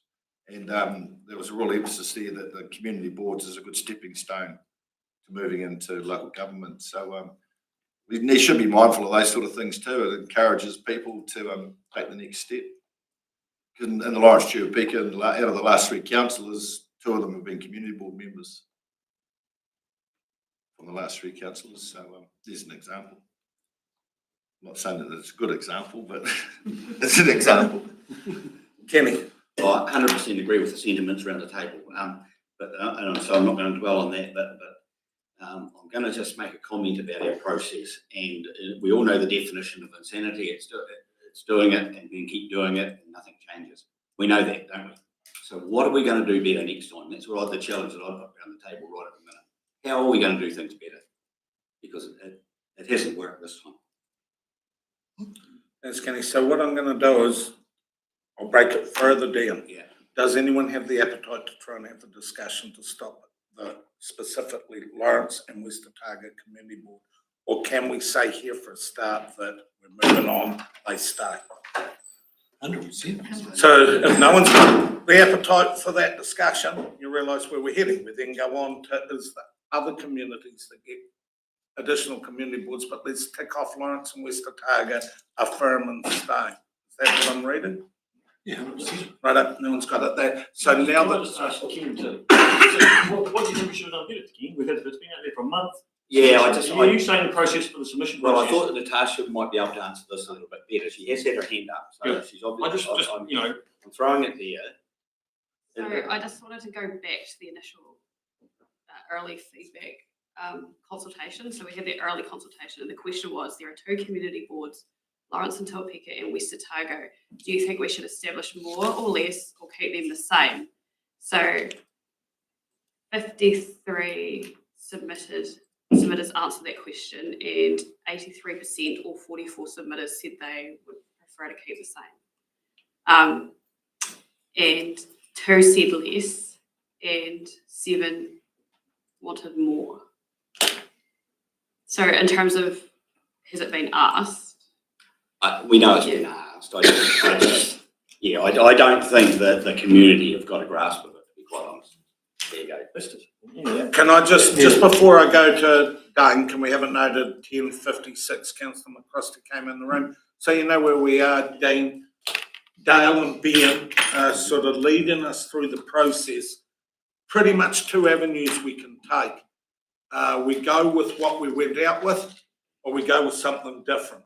So we're trying to break down the something different, and at the moment we're focusing on community boards. And we've just put it to that, I think it's fair to say, no one has the appetite to try and stop the existence of Lawrence and West Otago. So that's the base. Now the discussion is moving on to, is there another area after what we've got from the process that we could give a nudge to suggesting a community board somewhere else? That whether you wanted to just quickly go over the ramifications of such a move and what we can do, given that West Otago and Lawrence are now staying. You're right. So we have 2 community boards as they are. In some of the following slides, we do drill down on the fact that in the initial proposal, those ward boundaries are changing, but the community board boundaries are not changing. So those 2 community boards in the initial proposal, boundaries do not match the wards. Actually, we'll go to the slide just to demonstrate that. So another question once we get to it is, what do we do with these 2 community boards? Do they stay as they are, or do they change to match the wards as part of the initial proposal? But if we just keep talking about community boards before we get to the wards, option 5 we had in there was keep the initial proposal as it is, but add community boards, 1 for each ward as per one of the submitters. It is up to council to decide what do you want to do with the community boards. Keep the 2 of them. I think it's pretty clear in the room that there is appetite to at least keep those 2 community boards and consider whether or not any other should be established. Councillor Bruce. So option 5 is add community boards for all wards, or is it, can I add it just for Milton? Well, that's something that council needs to work through. Because, as I said before, there's real value in community board in Milton. And I think, I don't want to dwell on it, I think if the consultation documents had been posted in the mail, we probably would have got a better turnout from what I've heard. Councillor Catherwood, followed by Ludeman. I just feel we're sort of a bit around here, but go back to, Councillor Payne said we've missed an opportunity, and sort of Michelle, what was going on, this is why I've supported it. Brilliant what Lawrence Tauapeka. We've already had this discussion before we went out for consultation. We made our minds up then that we didn't want to add any extras. And therefore, gone out like that. The majority of people said to us that they don't on it, I think, you know, like, I don't think we have missed an opportunity. We actually had that discussion. Would we like to have? Does anyone think there's any advantage? So now we've gone out not consulting with people, putting extra community boards in. We've got the feedback. The majority of people are happy with the two that we currently have. Well, it's pretty easy for me to make my mind up. I think we already had that discussion. It's a shame when, you know, people think otherwise now. Our opportunity was before we put those documents out. Test the waters. I don't think we've missed an opportunity. I think we've already had that discussion. Councillor Ludeman. Well, I actually agree with Dane. We've had as a council, we consulted this previously. We chose to go out with this option, and at no stage was it ever discussed to put in extra community boards. We've gone out, the submissions in have not indicated community boards. Nobody from Balclutha has asked for a community board. So why would we be doing that? One person from Milton has asked for a community board, and I agree again. Why would we be doing that? Because the minute we change this today, we're open. And it's just, for goodness sake, we've consulted way back. We made a decision. Why do we bother making a decision if we come back the next time and change it? That's not the way council operates. You have your debate, you make your decision, you move on. We move on, we consulted, submissions come in. They've been quite clear actually in what people have asked for. So why are we not listening to the submissions that have been received? And if we were to change it and it goes for the commissioner to make a decision, he's going to look straight away at the process that we've done to date. Natasha's read out the results previous to this. We've had the submission process, so the commissioner is going to straight away take us back. So why can we not stay with our original decision? That's my comment. I'll ask Dale to make a comment. Couldn't possibly. I tend to agree. Councillor Mulwell and then myself.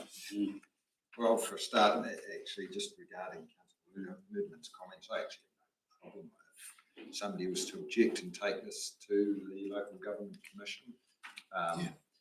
That's the right, and perhaps puts a bit more sunlight on the whole process anyway. The decision hasn't been made yet, which we're trying to work to today. The final decision doesn't actually get made until the 23rd of October when we ratify what we're going to go with at that stage. As for community boards, I'd probably be in favour of just establishing the two that are existing and not having community boards are actually supposed to be a governance, part of the governance of councillors. They're not just a community group. And when I look at the minutes of the two community board meetings, they're dealing with community group functions rather than community governance functions, in my opinion. And if we were to establish more community boards, 8 boards, that would be 48 representatives beneath council as well, plus another, if we stay with 9, that's 50, that's gone astray, 57, it's 58 elected representatives for this district. Now, we are a district of 20,000 people at the very most. I would say we're overrepresented. We would definitely be overrepresented.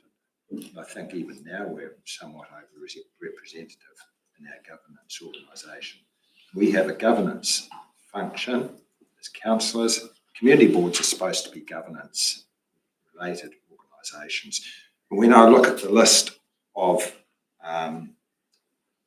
community activities that are happening in the likes of Lawrence Tuapeka, which, okay, the community board might have some function, some involvement in, but they're operated by different groups, and Murray Patterson outlined them, like the hospital, escape swimming pool, gymkhana, cycle trail, bike park, then go over to West Otago, and a number of community groups that are involved there.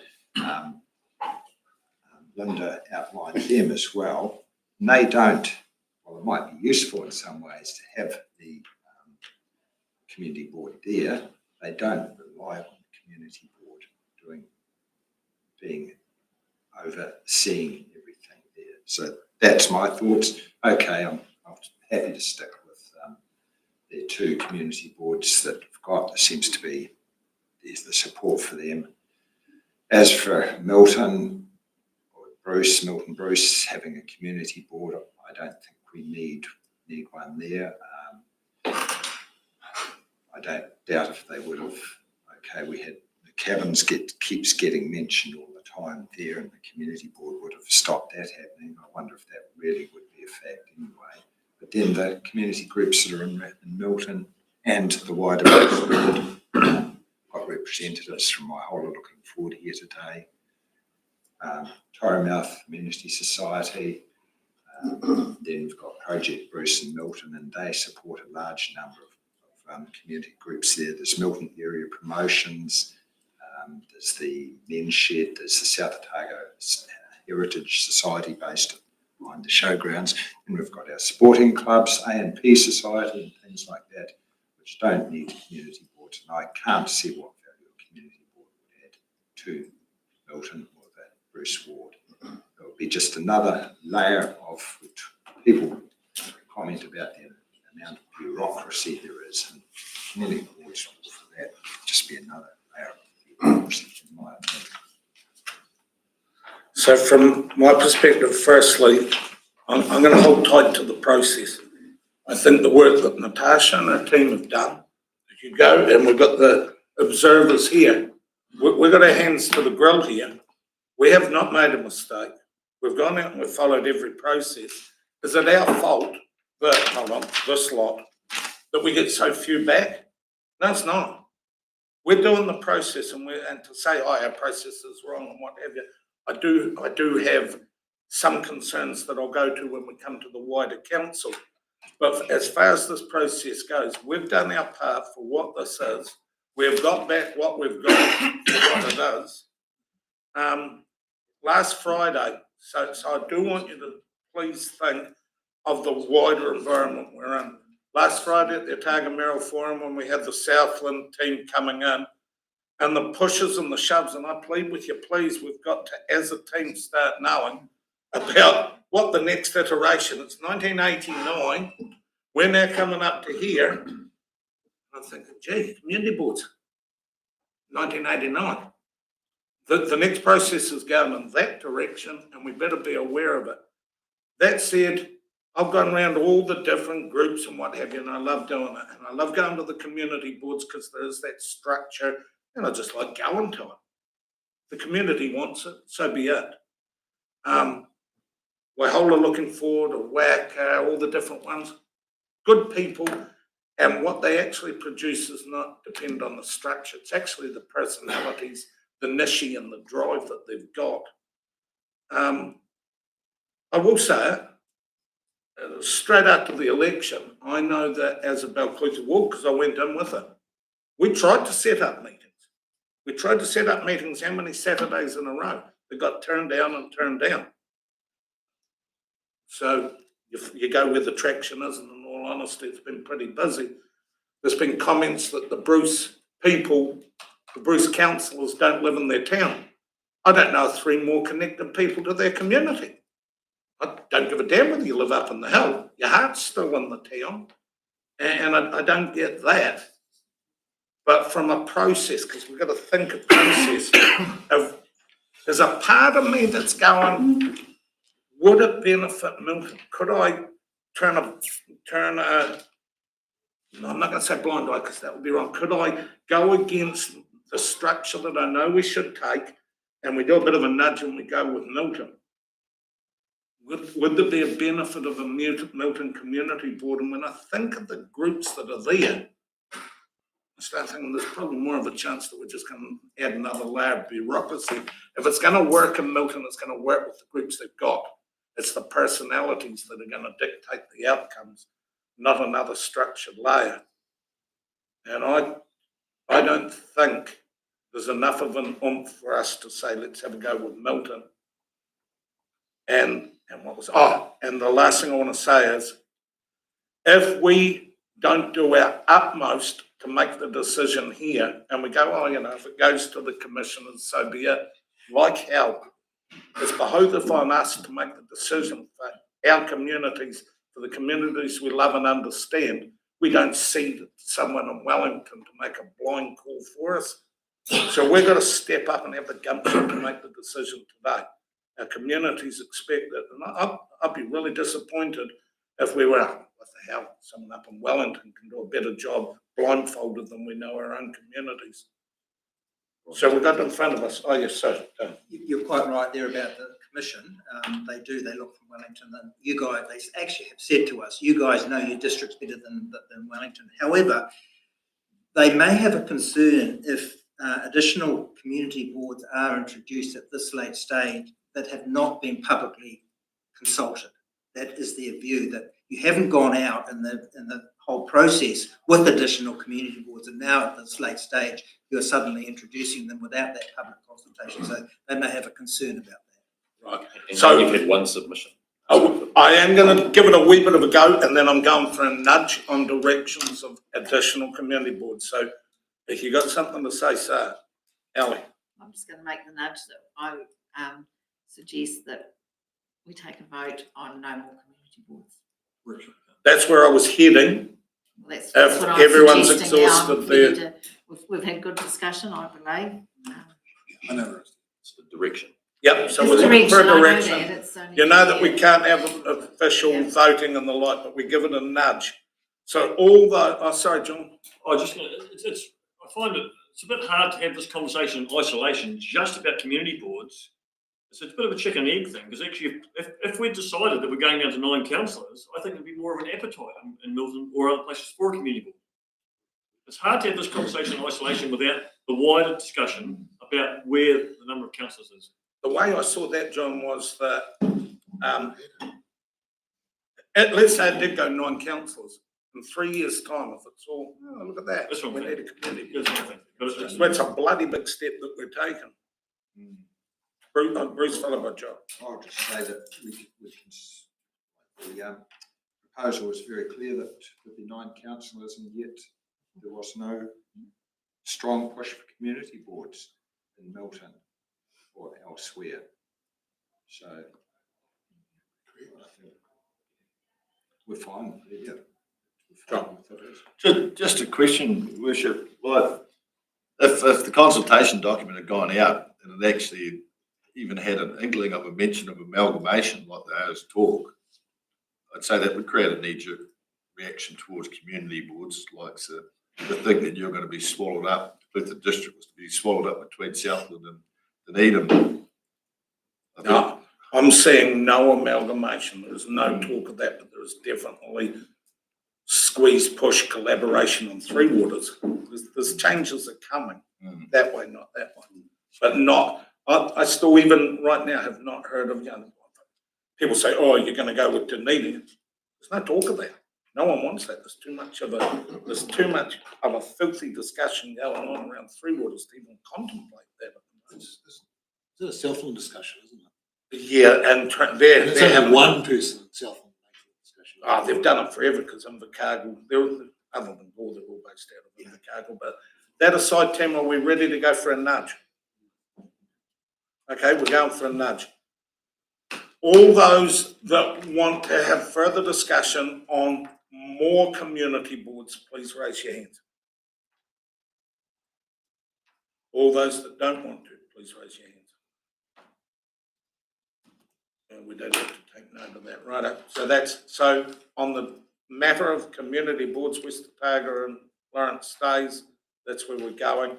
Now let's focus on the other options. Ben, do you want to keep that in mind? So in that case, we can probably scratch number 5 out.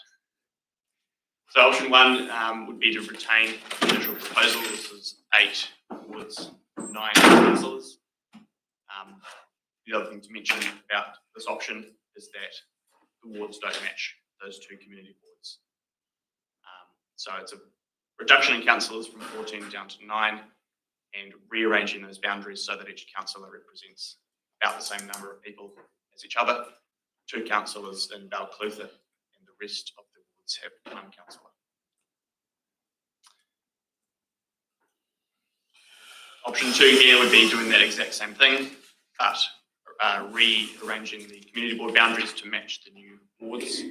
So Lawrence, Tuapeka and West Otago having those community board boundaries changed so that they match up with wards. And then in option 3, we looked at this going back to the status quo.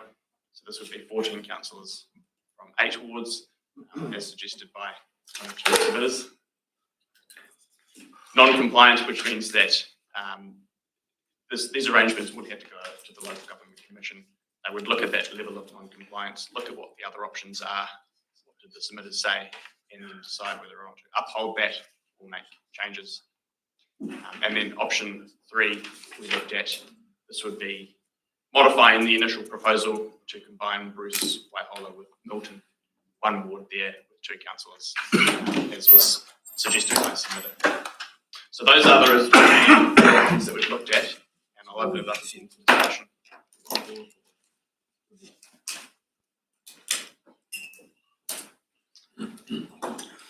Okay, Kate, who wants to throw an opening salvo? Get rid of 4 and 5 now. Where are we going? John, 9 councillors from 8 wards, 9 councillors from 7 wards. 5's gone already. 5's gone. 5's gone. 4 and 5 can go. Is everyone happy with 4 and 5? They probably have gone. Bruce? I'm probably relaxed actually with kept sort of Bruce Ward, which included if I guess I'll say stick with that consultation document here. Can I ask something that's not personal, Bruce? Because as I'm going on to councillors don't live in town. From an outsider looking in, I see someone in Waihola pretty much the same as someone in Milton. They're the same to me. They're a community, the rugby team, the high school, the what have you. It's you. Do you see the majority of the people that live in Milton see someone that lives in Waihola as an alien, as if nothing to do with me? I think it's probably the question should be asked the other way around. Do the people from outside Milton see Milton as their sort of community of interest? And we've got the high school in Milton. Not all, some children actually go out of the district from Waihola, go the other way out of our district, but a lot come to high school. Shop, library, swimming pool, things like that. That's all community of interest. There's a lot of people. Well, a lot of people would see Milton as being this sort of local community anyway. Although they probably tend for the bigger stuff, but it's don't want to assume too much, but they probably tend to drift to Dunedin for some of the grocery shopping and things like that. Milton's sort of the town, the central town, I guess, for that. Bruce? Yeah, can I just further to that, can I ask the 2 Milton councillors, how often do they go to Milton? How often are you in Milton, Bruce? Daily or? Not daily, at least once a week. Certainly try 2 meetings and community. Oh, yeah, just in general, not necessarily for meetings even. Yeah. Probably twice a week on average. Yeah. Then? I'd say at least every second day. So enough to get the pulse of the town. Very much so. It's your town. Yeah. I mean, that's my job. Service centre. Just to add to the conversation, and please don't take this personally, the Bruce Ward councillors, but when we did the soapboxes and we're at Waihola soapbox and there was the ratepayers there made comment to myself and Councillor Ludeman that they don't see the Bruce Ward councillors in Waihola.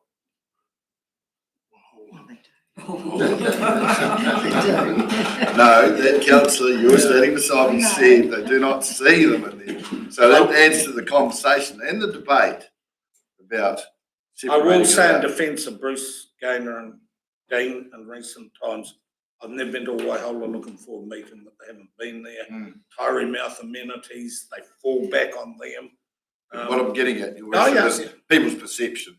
You know, and it's a bit of an awkward question to ask Bruce about how many times to actually go to Milton. He's always in the cafes. I thought every time I go past, there's trucks at the cafe. Yeah, Bruce. Am I allowed to respond to that? Unfortunately, I happen to be away when the community, the soapbox meetings were on. Family live out in District, unfortunately, and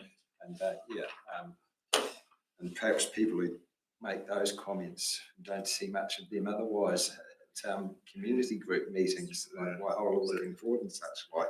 I wonder how much some of those people actually support their communities, which might be unfair too.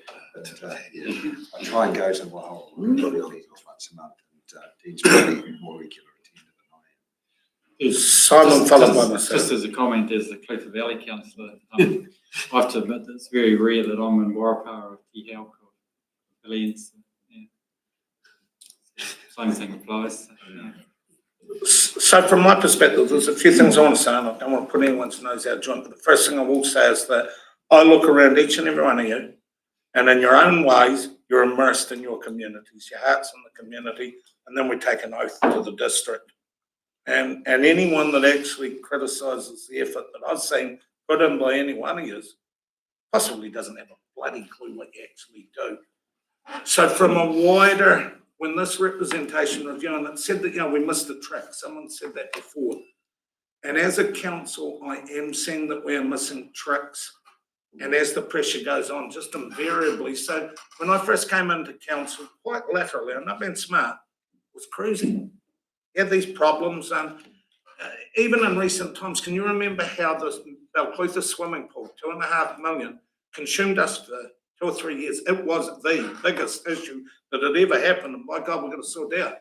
$2.5 million issue now with, it's, you know, in all honesty, it has ramped up so much. So I'm going to say a few things, and please take it that it's in the lens of that I respect each and every one of you, and I'm not having a go.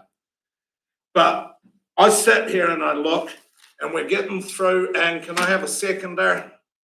So any chance, I know we've been here for 7 hours and we're all frazzled, but can I have, and we do have 2 hours to go, and it's all yellow pages. Quite often we're making decisions exhausted, that we're under a breadth of pressure, and every time we walk into the room, there's a few things that are going to be grinding out cogs. We're human beings, and it's lifted up, and I'm going, how the heck can I change it? Because if I say, right out, we're not doing workshops in the morning, it's too big a day, we're exhausting ourselves, we're only going to have a council meeting, then you guys know it. I'm calling you in the next week for a workshop, and for Christ's sake, I've got work. And I'm starting to look at individuals, and I'm not going to complain, but when I hear so many of you say annual leave, leave without pay, paying for someone to do my job, can't go on holiday with my families, looking at a counsellor that I really liked and really saw a future, can't get a job, can't walk down the street. The pressure that's going on, if we don't change, Steve's changed this organisation. He had to, he did, or whatever. They meet every week. Then most of them go out, and Jules and them, they meet. Then they go out, and then it goes down. And then about 2 days later, they're all in. We don't, Kevin touched that we don't meet. I'm that stretched out and stressed out. Christ, if I could find 10 minutes to meet you, I might need 9 of them just to take Valium. We're under that much pressure that if we don't change, the only thing in this outfit that hasn't changed since 1989 is us. And more we're getting, so there's 2 things pushing. I go away, especially around Three Waters, and God, guys, we've got to lift it up. We're heading right to the wall on Three Waters, but I'm scared to ask us. We've just come out of a long-term plan meeting. We know we're going into Milton Consultation on a swimming pool that will get far more than this you can just about guarantee. So ramp up the stress and then forget about all of that, because you've got to double your workload and you've got to pick up the threads and work out how the hell we work out 3 waters.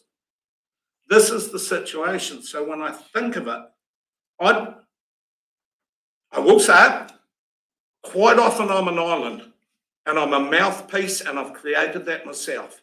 I've got myself into a position where I ran round and round and round, and now my health and my head ain't doing it. But I'm there on, what the hell am I on? If it comes down straight to remuneration, I am comfortable, I can do it. And then I've got to ask someone on 25,000, please, for God's sake, I need your support. It's not conceivable. How the hell do you give me support? Don't get me wrong, you're magnificent and I take support and strength from every one of you. But really, can you front up and come to the Dunedin meetings? And really, we should be lobbying in Wellington, but I haven't got the strength to do it. And I'd love to assign one of you to a particular mayor in Invercargill, just as a test case to see how you're getting on. There are so many things we should be doing. So this is our opportunity to change and take the 1989 council to that way. And if we don't do it in a hurry, we're going to be sitting around here exhausted, making decisions, don't come in to do the workshop, miss that bit out, and we're skimping along the ways, and we're missing a few tricks, guys. And it's no, you're doing a magnificent job, you're doing everything you can, but under the present structure, we're missing tricks. I need help. You need help. I do honestly believe how the hell I call you in 2, 3 days.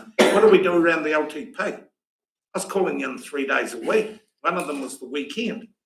Pity help if your wife or kids wanted to see you.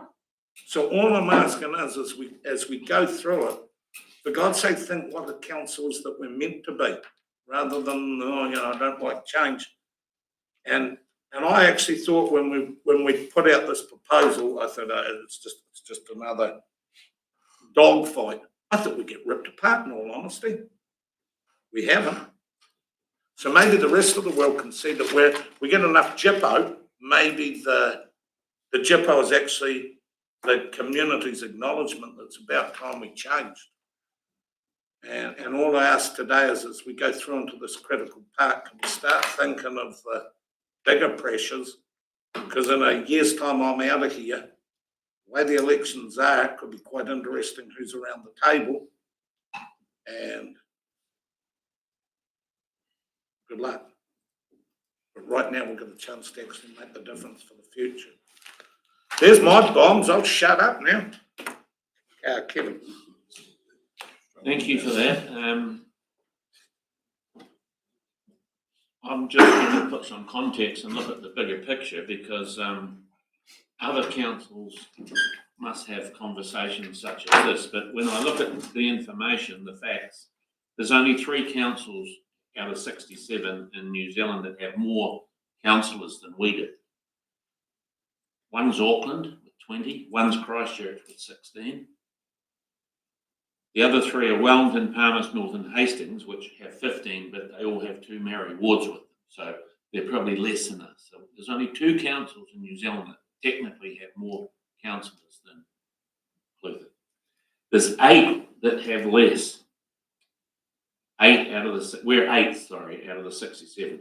Waimate with only 8,000 people, Mackenzie with 6,000 people, Westland with 9,000 people, Bulla with 9,000 people, South Wairarapa with 12,000 people, Stratford with 10,000 people, and Otahuanga with 11,000 people. So they all have less councillors than us, 10 and 8. But we're very well represented per head of population, 14 councillors, 1,340. I'm a ratepayer in the Selwyn district, and you're talking about how busy we are.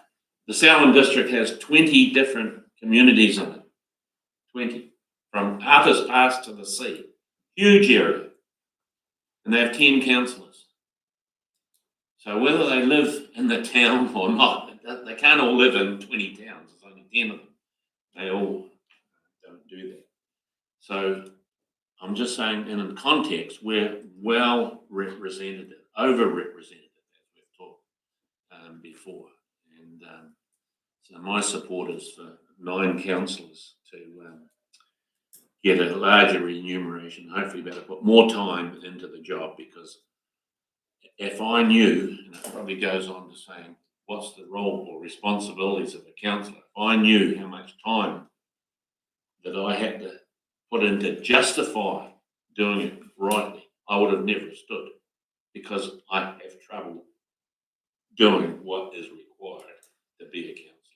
It's just a huge task to do it justification, given what else I do outside of here. And that needs to be well communicated at the next election if you're going to join. But I think less councillors with more remuneration, it may help. Thank you for your honesty and thanks for that analysis. Bruce. Yeah, just adding to that, I really struggle to understand how reducing to 9 councillors is going to reduce the workload at all. To me, it's going the other way. So I don't know, might just be a simple person.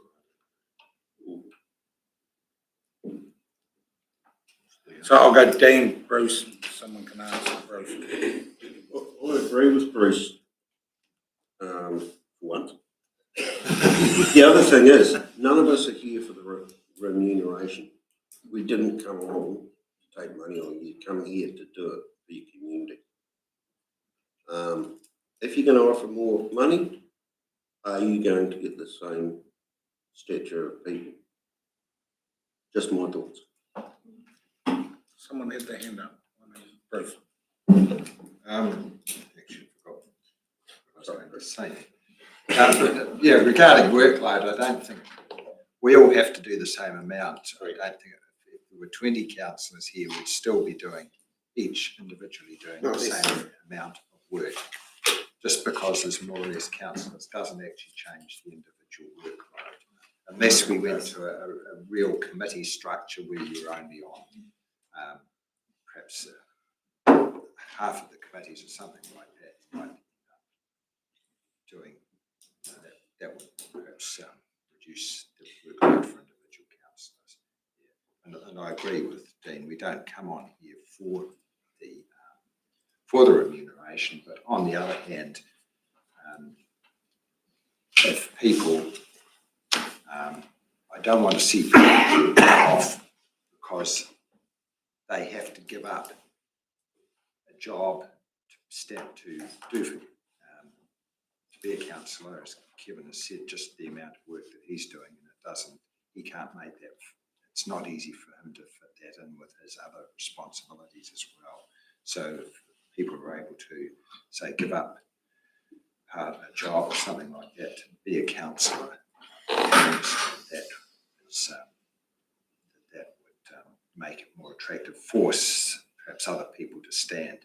And I think we'd certainly winnow out those people who are just standing for the money too. And we know that people who would be standing for a community interest as well. Kim, me, Bruce. Thank you. I just had a response to Councillor Graham. Look, yeah, you're correct. It won't reduce the workload, but it rewards the workload. That's how I see this. It actually rewards what people are going to be doing. I don't believe for 1 minute that the representation is going to be reduced, because we've all made a huge commitment to the community.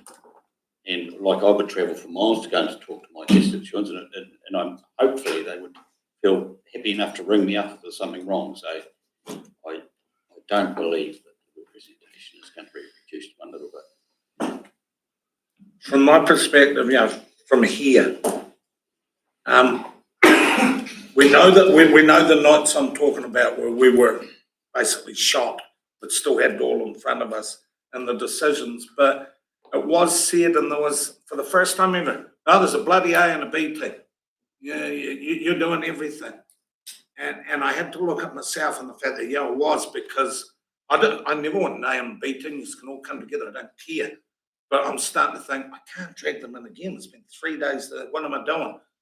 So the dysfunctionality and all of a sudden, hey, I'm not getting invited to the meetings. I haven't got the information. I can't make the decision. It isn't because I don't want you there. It's just because you'll be on about 50 cents an hour for the amount that I want you on. But rest assured, if we went down to 9, firstly, no one does this job for the money, and I all appreciate that. You're all good people here for the right reason. But we are here because we can do that. I would hate to, I think of a young lady that might have kids and is doing it hard. She's got her heart in the community. She'd love to be here, but she can't. We just pushed her out straight on finance. That's not good enough. We've got to try and have that breadth. But if we went down to 9, and let's pretend I'm mayor, and by no means will that be happening next time round, I'll be calling you. Know that the 9 that are earning the 46,000 or something, we have just a number. You're coming in, and we've got to do it more, and we've got to start functioning because Steve's got his team, and our team meets spasmodically at best. Where's it going? Yeah.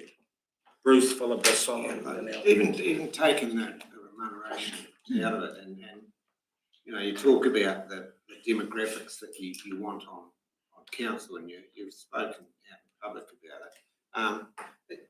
It's the remuneration to me doesn't come out. If you've got a young guy in his 30s or a woman in her 30s and they got 3 kids and a mortgage, and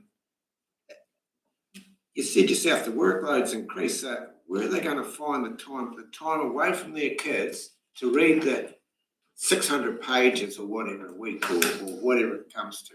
That's what will put people off, not the fact that they're living, going to get an extra 20 grand for standing or whatever. It's that family time you're going to take away that they're never going to get back. That's what stops people coming to council.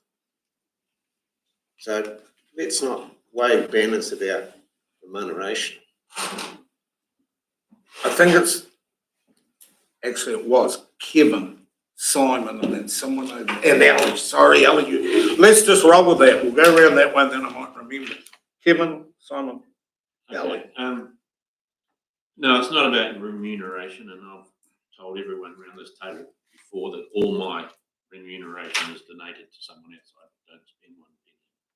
So don't please tar me with the brush that I'm talking about remuneration personally for me, because I don't use any of it. I don't need it. I've got plenty of remuneration from other sources.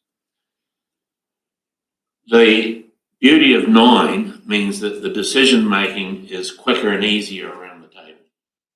Someone said boards have 4 or 6 or something, and the ideal number of people is 5. 5, you can get good consensus decision making. If you've ever been to a restaurant with 4 people, you get 2 talking here and 2 talking there. When you throw an extra one in, it gels the group better. 5 is ideal. 9 is better than 14 for decision making, and meetings would go quicker and be more concise than they are with 14 around the table. That's the beauty of 9. No more work, though. You're still going to read the same amount of information on the computer or pieces of paper. So it's no more work, but it's no less work. But if you are asked to go on that bus trip or to Wellington or that, there is a reward for doing that, which Ken says. It's a reward for the effort that you have to put in. And it doesn't matter whether you're 70 or 60 or 20 around this table. I think the older the people, the better, because they've had more experiences in life and they know more about what's going on. But it may attract a different demographic, because while if it's a husband and wife, the wife may, or the person that doesn't work in that relationship may become on the council, and the other person can look after the kids or do that. But someone who's passionate about the town can afford to come on and put their $5 worth in around this table. And I think that would have an impact to attract a different demographic. Simon, followed by Ellie. Yeah, just 1 week before I start, just 1 week quick reply to Kevin. There are some of these new wards that have been created, though, where there will be significantly more workload, especially in some of we've already got a lot of rural communities, different meetings to touch base with. That Lawrence Chupika ward will be loaded, and I imagine West Otago will be too. extra meetings, extra responsibilities. But I'm just going to come from a slightly different camp. Now, I was probably the rogue at the last meeting who voted against the recommendation for the initial proposal, and I feel probably a bit puzzled by that. But I know we're not allowed to rehash things, but I'm going to. It relates back to some of the comments around remuneration and maybe getting a different pool of people. I'm in favour. I agree with a smaller council, and I agree that 9 could be a good number. But I felt we didn't look at other options properly. That's why I voted against it. We never considered, say, 10 or 11. We never considered. We've come up with a good 8 wards. They seem to fit geographically pretty well. But we never considered. We talked roughly at large. I was probably always a fan of going at large, but we never considered wards plus some at large councillors.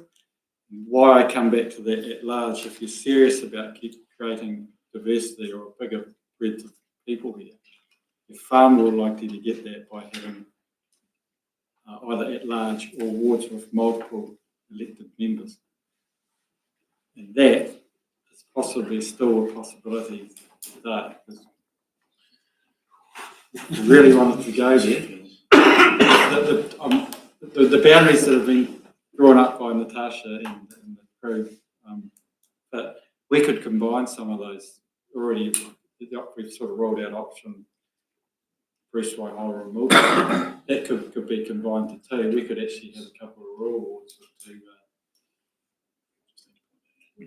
We're about to get slapped. I can hear that. You've got the tables rummaging side. We go right at it, but if you're serious about bringing more people in or opening it up, you've probably got to have multiple elected wards. The places, the 2 wards previously that get the most candidates to stand, historically have been about Fletcher and Milton. There's room for multiple candidates. It's out there. But Yeah. So can I go to Dale and Ben and then I'll go to Natasha because I've heard the rummagings up here. You got them going anyway, son. I'm pretty sure we looked at a whole range of options before we landed on an initial proposal, the mixed system and combining wards. I'm pretty sure, I haven't got the PowerPoint here, but I'm pretty sure we looked at that in the debate of what we landed on. We debated it quite lightly, I thought, and we never we landed on a number of 9. 9 was based on, dare I say it, remuneration, not representation. We never seriously considered how 10 or 11 or even 8 might look in the whole thing. All these things come back to why at the last meeting I asked the question, can we look again in 3 years' time at doing a more comprehensive review? And I just wasn't confident going forward with what I just felt that we just hadn't thoroughly thrashed everything out. That's why I voted last time to vote against the recommendation. I think also, if I could just reiterate what I said earlier, it's just too late now to be changing tack because it hasn't been consulted on or some of those issues. So. I'm just explaining why I felt the whole process was very rushed. We didn't get very thorough on a lot of points, and that was why I was the outlier and voted against the recommendation. So can I just, Simon, sorry, can I just, I know that I had the whiteboard out and the thing going 10, 11, 9. I went through all the iterations in my head trying to work it out which one, and I settled on 9. It wasn't, and then 9, that, I did have a figure in mind also. Does that align with the overarching agenda, social agenda? Yeah, but I agree in the way the wards have actually been structured. It does fit nicely geographically. That's fine. I'm comfortable with that side of it. But I just, all the time it's just, if you really want to open it up, you've probably got to let go of some of that ward side for the future. But that's probably done and dusted now. I'll see my piece. Al, Bruce, Kevin. Oh, sorry. I did say Natasha can have one. I just wanted to add to what David said, which was the option that was option 7, which was in the workshop, and what you landed on as a group. was West Otago, and then you had the rural wards, and then you had Balclutha and Milton. And then the decision was made to amend that to go back from the rural wards into what is now the initial proposal with the current act. So yeah, same like that rural ward had been the basis consideration. The other point, if I made one more point, I just felt why I said we weren't thorough enough was it was all happening at the same time as you talked about, Brian, with the LTP. We were swamped with the heap of work. Representation review got thrown at us. And here we are, and we've landed, and we're very close to altering everything for the first time in 35 years. We're going to drop a third of the councillors. Man, yeah. I've got Ali, Bruce, Kevin. Kind of agree a wee bit with what Simon's been saying, but I guess perhaps it has to be small steps. And for those that might be around the table in 3 years' time, it might be your opportunity to bring it back and open it up on a board basis, perhaps. So I'm actually in favour of going down to 9. We definitely, I think, would be great to have a different demographic and younger people around the table. We did have that. I don't know, it was 6 years ago. We did have that person actually had to finish because financially they couldn't continue to be here because they needed to have full-time employment, and financially they could not continue as a councillor. And it was actually such a shame at the time because that person would have grown, I believe, to be a very good councillor. Anyway, that's and by no, we're not here for the money. We're definitely not here for the money, but it gives others that might not be able to stand, if they're not as financially able, the opportunity to stand for council and perhaps still have a part-time job. That's their choice if that's what they want. But because even now, for those that are full-time and doing council, it's a blimmin' hard ask. I mean, the whole time I've been on council, I've basically said Thursdays I can't work because I have to allow at least 1 day a week for council. So if I'm not here on a Thursday, I'll be doing obviously something else, or whatever. So it's a real big ask for anybody if they're reliant on it financially. And we don't do it for that. But look, here's a chance. We've gone out and consulted, and for those that are around in 3 years' time, have a go at looking at opening it up and splitting the ward system apart. But this is small steps at this stage, and I'd support that. So know that I'm going to go Bruce, Kevin, Simon, and then I'm going for a nudge. So you've got something to say, so Bruce. I'd just say Simon brought up the possibility of having councillors elected at large as well as ordinance. There was a submission that mentioned that, so I can't necessarily just rule it out. Yes, they mentioned at large, but in the content of their submission, I think they were talking about something a little bit different. They were saying we could have 2 councillors elected at large, but then referred to only representing two wards. Without that suggestion that they support the ward councillors. Kevin, followed by Simon. Just to respond to Simon about the extra workload, and I'm just taking the facts from all the rest of the districts and how we've got 1 councillor every 1,300 people. When you look at Auckland, it's got 1 councillor for every 86,000 people. Or you look at Selwyn district, it's got 1 councillor for every 8,000 people. So do they not operate efficiently because they've got a whole lot more competition to look at? Or are we wanting to have more, that we making it too easy on ourselves? There's not many councils that have less constituents per person than we do. We've got a lot of councillors for the number of the population. Simon, followed by Dane, John. Yeah, just to keep up that, one question back to Ali was that candidate that you said was doing really well here, was she elected from a ward with multi-members? Yep. Yeah. And back to Kevin, that comment around the number of people we represent. I remember last year at our place playing down in Turpika Mouth, and there was a lady there who just showed up from London, and she couldn't believe that she was talking to the mayor of the district. Brian was up there. She couldn't believe that. So there's also the fact that we do get out there, we do go to all the little corners and community groups and water scheme meetings, etc. And we do keep in touch well with a lot of members of the community. Yes, but I do agree that we should reduce the cap. But we can still do that. Yeah. And I bet they don't, in Auckland, they don't go out and meet Joe Blow in the street. And they'll never meet Wayne Brown like people. Everybody knows Brian here. Yeah, that's a bad example. Someone is probably good. Dane followed by someone up there, John. Yeah, I mean, I suppose we're trying to come up with a decision here.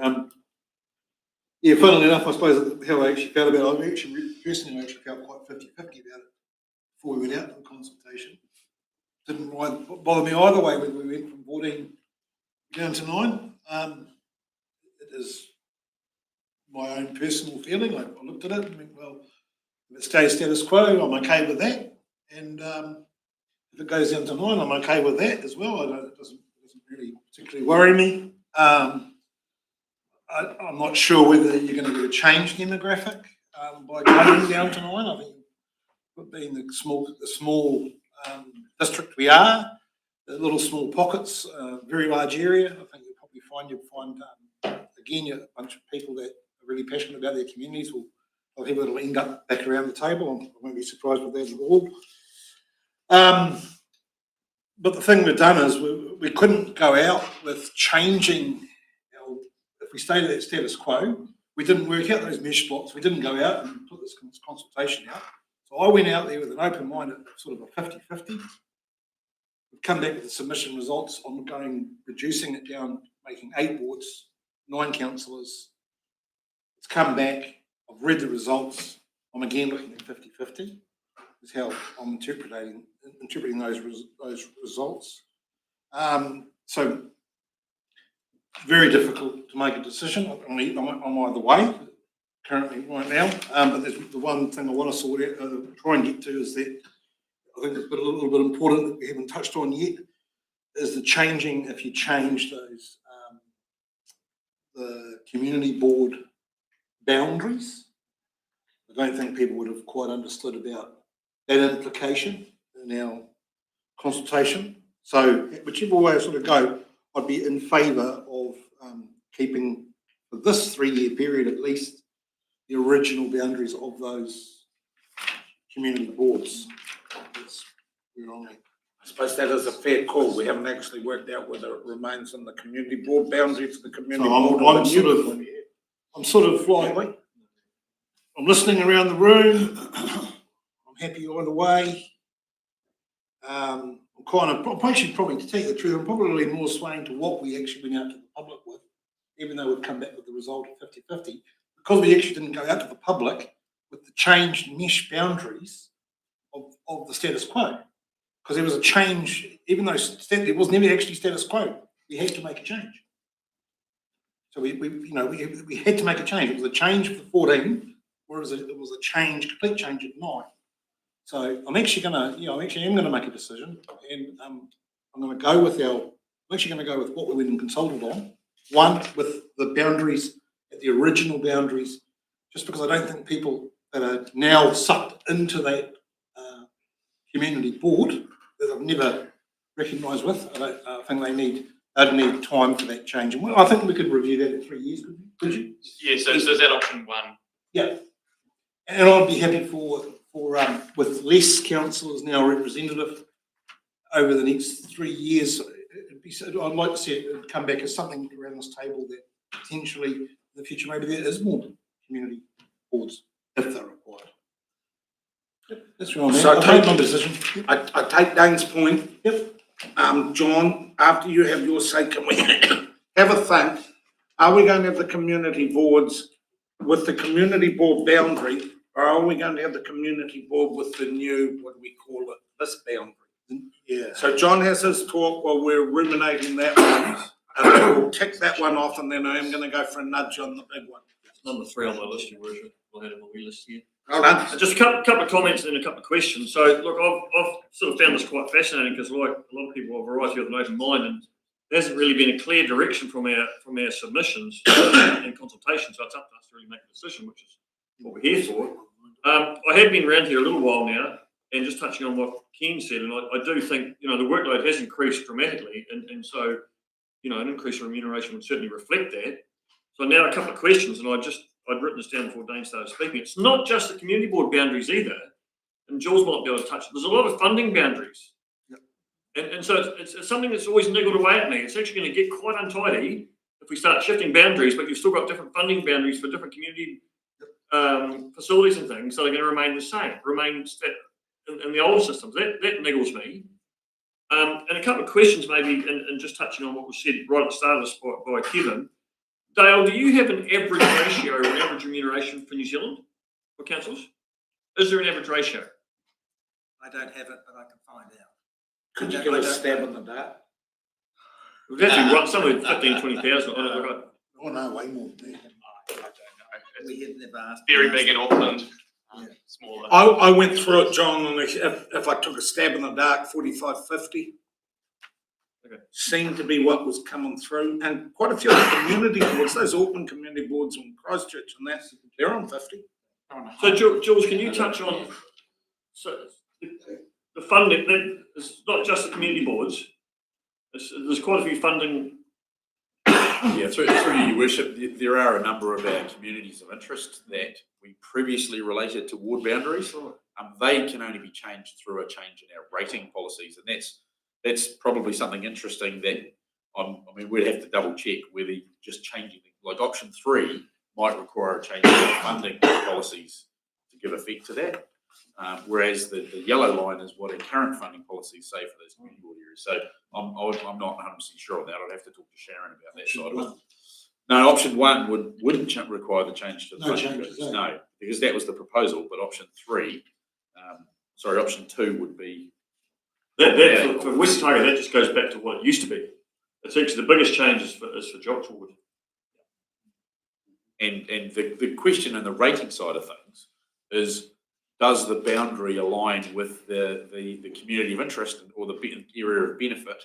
And you would potentially struggle to say that it does when you're knocking on the back door of Balclutha for the Tuapeka area. So that's a funding policy discussion. I'd have to double check with Sharon about how that's impacted by choosing something that's not the initial proposal. The reason we've gone here is because of those mesh blocks, plus or minus 10%. But to keep it tidy for this time, if we remain with the community board's funding from the existing community board boundary, we'll stop the It's complication. not just community boards. It's like the lower cliff, like for you. Yeah, I know there's the other It's one, not but- just community boards. It's every district has different funding. Yes, but as I said, that wouldn't be changed by this process. That's got to be changed by But it makes it more untidy because they don't then align with the ward boundaries. We have lots and lots of untidy rating areas that are It's going to defined get worse around towns that relate to local roading rates and footpath rates and water and sewage. So yeah, it's part of that same picture of having different defined areas that are set for rating. So it's another job at another time. It's part of an annual plan / LTP process to review those rating areas. So It's just being in part of that Lawrence Tuapeka Community Board. That to me, like, is that big chunk of that ward is out of the old Cooper Valley ward, and to me, looking at the Lawrence Community Boards, always been around Lawrence, Waitahuna, that area. So I would envisage that it just stayed the same, because the big chunk of that ward gravitates towards Balclutha. Yeah. And that, if you're talking about that community services, I've got 2 blocks in the Lawrence Tuapeka. Here we go again, board. A couple in the La Clotha, and the La Clotha plays double what the ones in the Lawrence Tuapeka board do. Is that because of the floodplain? No, it's not It's that a big one. one with Ken put down there. It's Ken's fault. So could we get a solution for this, but because I take your point, John. It just get very complicated. Suddenly bring all those people in to voting for it. There's a lot of issues that have always been around Lawrence. It just means that option 2 rules out option 2. And another cost. For a lot of people that- So can it's tied here, so I'll push it. Do we go with it, or we just leave it for the community board will be paid for out of the boundary that exists now? And the other ones, well, that's a task for you guys next time. Anyone got a different thought than that? Well, the biggest discussion is with the Lawrence Tuapeka board, because it doesn't really alter us a whole lot. Yeah, but with that one, we just hold it there, and let's go back to the mother load. What are we doing? I'm going for a nudge. Hold on, I got a bit of paper. Option 2's now gone, and option Can you put the option back on? 5 and 4 went as well, didn't they? We're back to option 3, aren't we? Option 3 or option 1? Yeah. Really should be Okay, so I'm going to go nudging team. Ali Ludeman. Option 1. Right, so we're going to go for indicative vote, because we've only got option. Jules, hit me with the third one. Read down. Oh, that's basically status quo.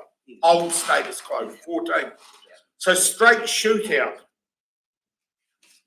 For what we got now, 14, or what we've proposed, 9. We need a nudge vote. So you have an account. When we do it, please put your hand up straight away and keep your hand up until Natasha tells you to put your hand down. All those in favour of 9, you know what hold on guys, you know what I'm asking for? All those in favour of 9, please raise your hand and say aye.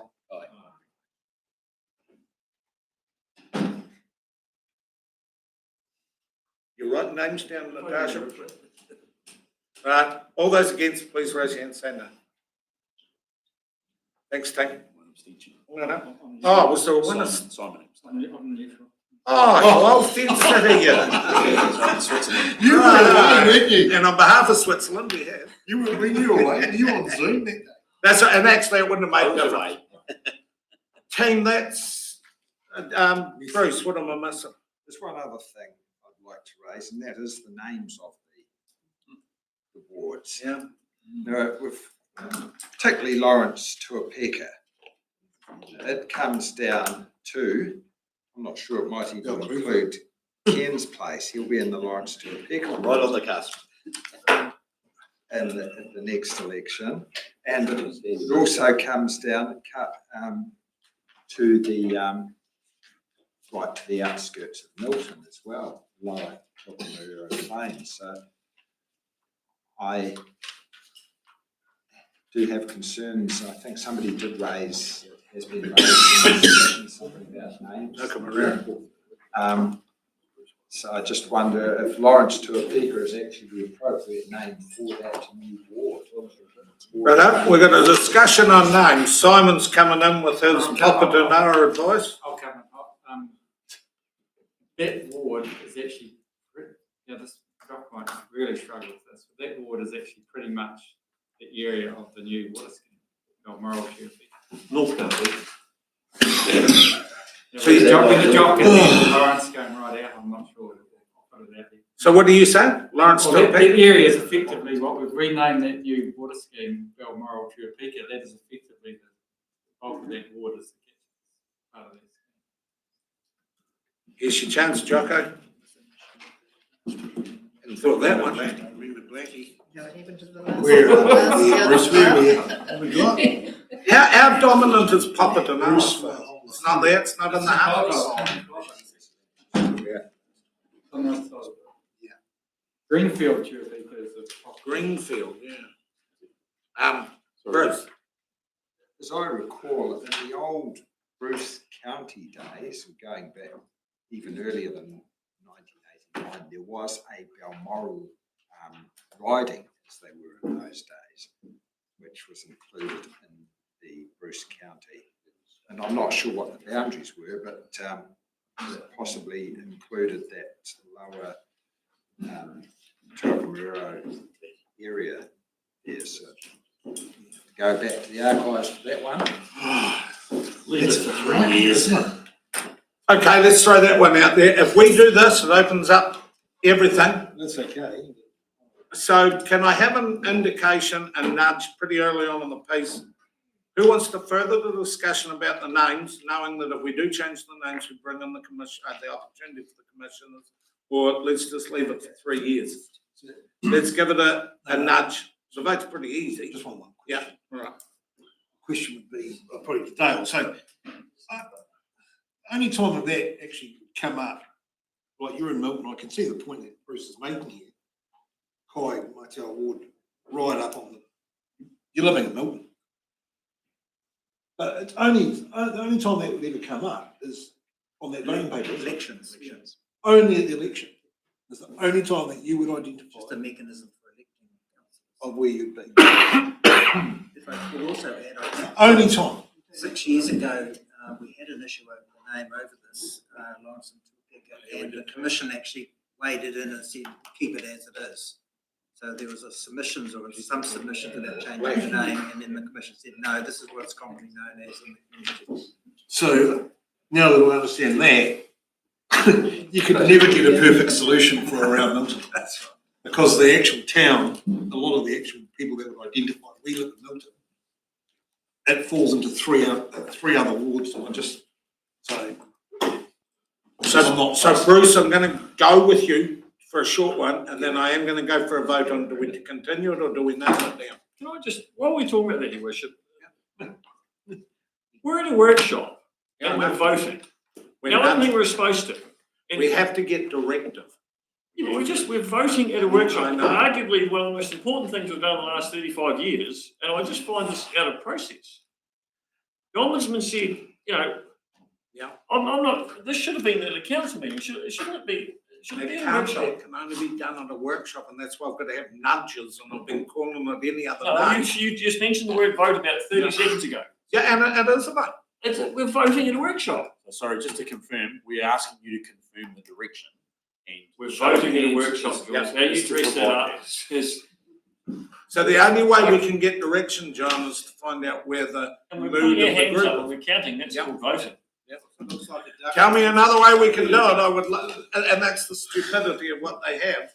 But for the confines that we've got here, how the hell else do I do it? I'm just saying, it just seems to be counter to what we've been told. The decision's on the 23rd. So we do get to have a. That's when you're actually making the decision. So these are just nudges, John.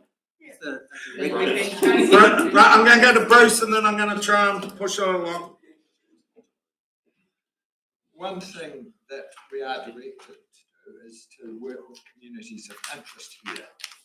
Now, Lawrence Tuakamuro, when you come down to the outskirts of Milton, people in that area do not regard Lawrence Tuakamuro as being their community of interest. We want our communities, the people in that area, to have a buy-in, feel as though that they are part of that ward here, rather than just being, okay, we've changed the boundary, we're not going to change the name. You're Lawrence Tuakamuro, even though you might never go there in your life necessarily. Hard to drive through to go to Central Otago or something like that. So we're about representing our communities and making them feel as though they're included, and this is an inclusive process. So I think we need to reflect that we should be changing the name to something like Tuakamuro Balmoral. And Tuakamuro does include the Lawrence Township as well. So. Jules or Dale or someone here wants to say something, and then we're going to. We haven't had any submissions on that, on the naming side of things, so we can't actually change anything if there's no submissions to support it.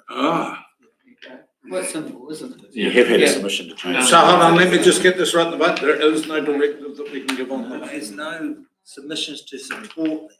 One submission to suggest changing the Bruce. I'll do it. I'll do it. Not that. Bloody hell, Jock. Right, hey, I'm swearing too much. I need food. I'm going to go to Jock and then I am going to, because we've now had the discussion that I tried to circumvent. Jocker. I'd just like to add, Your Worship, hence my apprehension and silence. They'll hit the nail on the head. No. And if Councillor Volwiller had read that, that he would know that.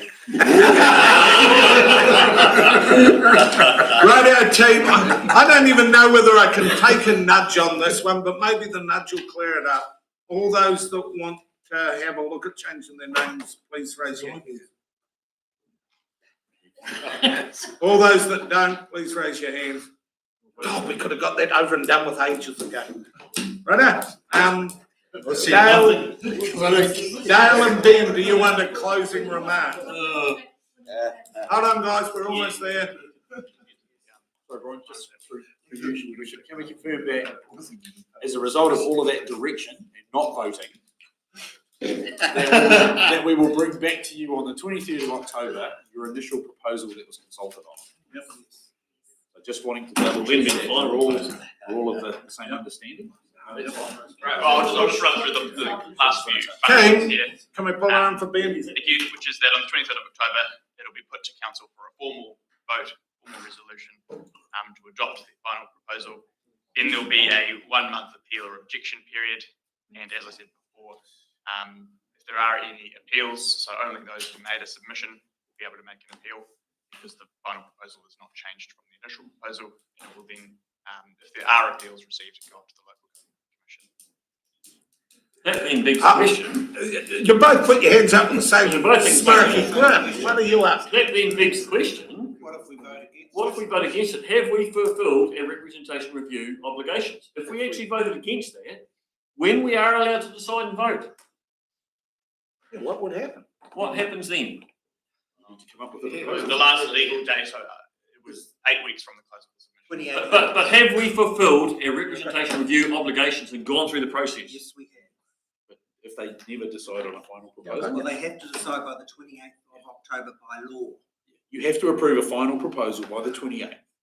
We're doing What if it comes to council and we Vote it down. You got to got go 5 days final to proposal scramble. that is legally compliant, which you've heard you can't change things that weren't submitted on. So we actually are deciding now. No, you're not. It's a pretty firm Because if we don't, sorry? It's a pretty firm step. Exactly, if we don't, Yeah, no, we're voting on it now. Yeah, but you can always. No. Dave. What if we change it? Sorry, I'd just like to make, just to confirm, Yeah. Dale's just confirmed some councils have had 2 options to go up to be voted on the day on the 23rd. Because they can't So- decide in a workshop situation which one they prefer. So they asked us to put 2 up and they decide on the day. So you are not making the final decision until the 23rd. If you decide that that is not going to fly and you want to change it, as long as it's legally compliant, that will become your final proposal, So whatever it you must adopt change. on the 23rd.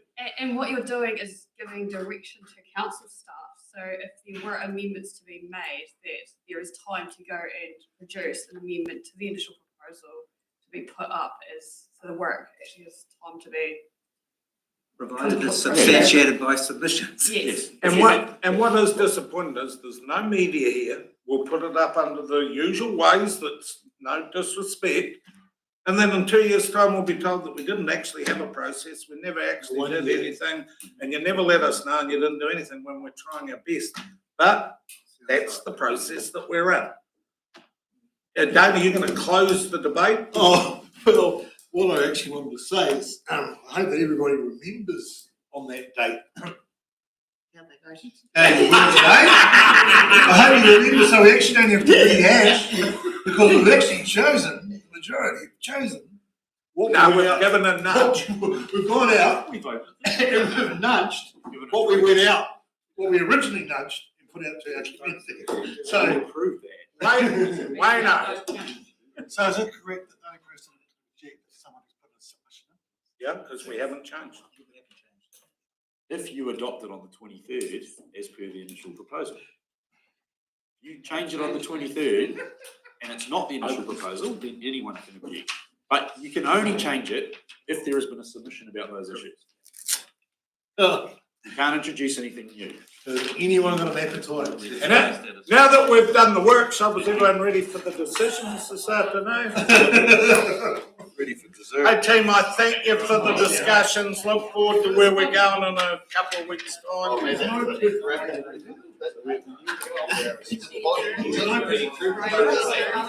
Right.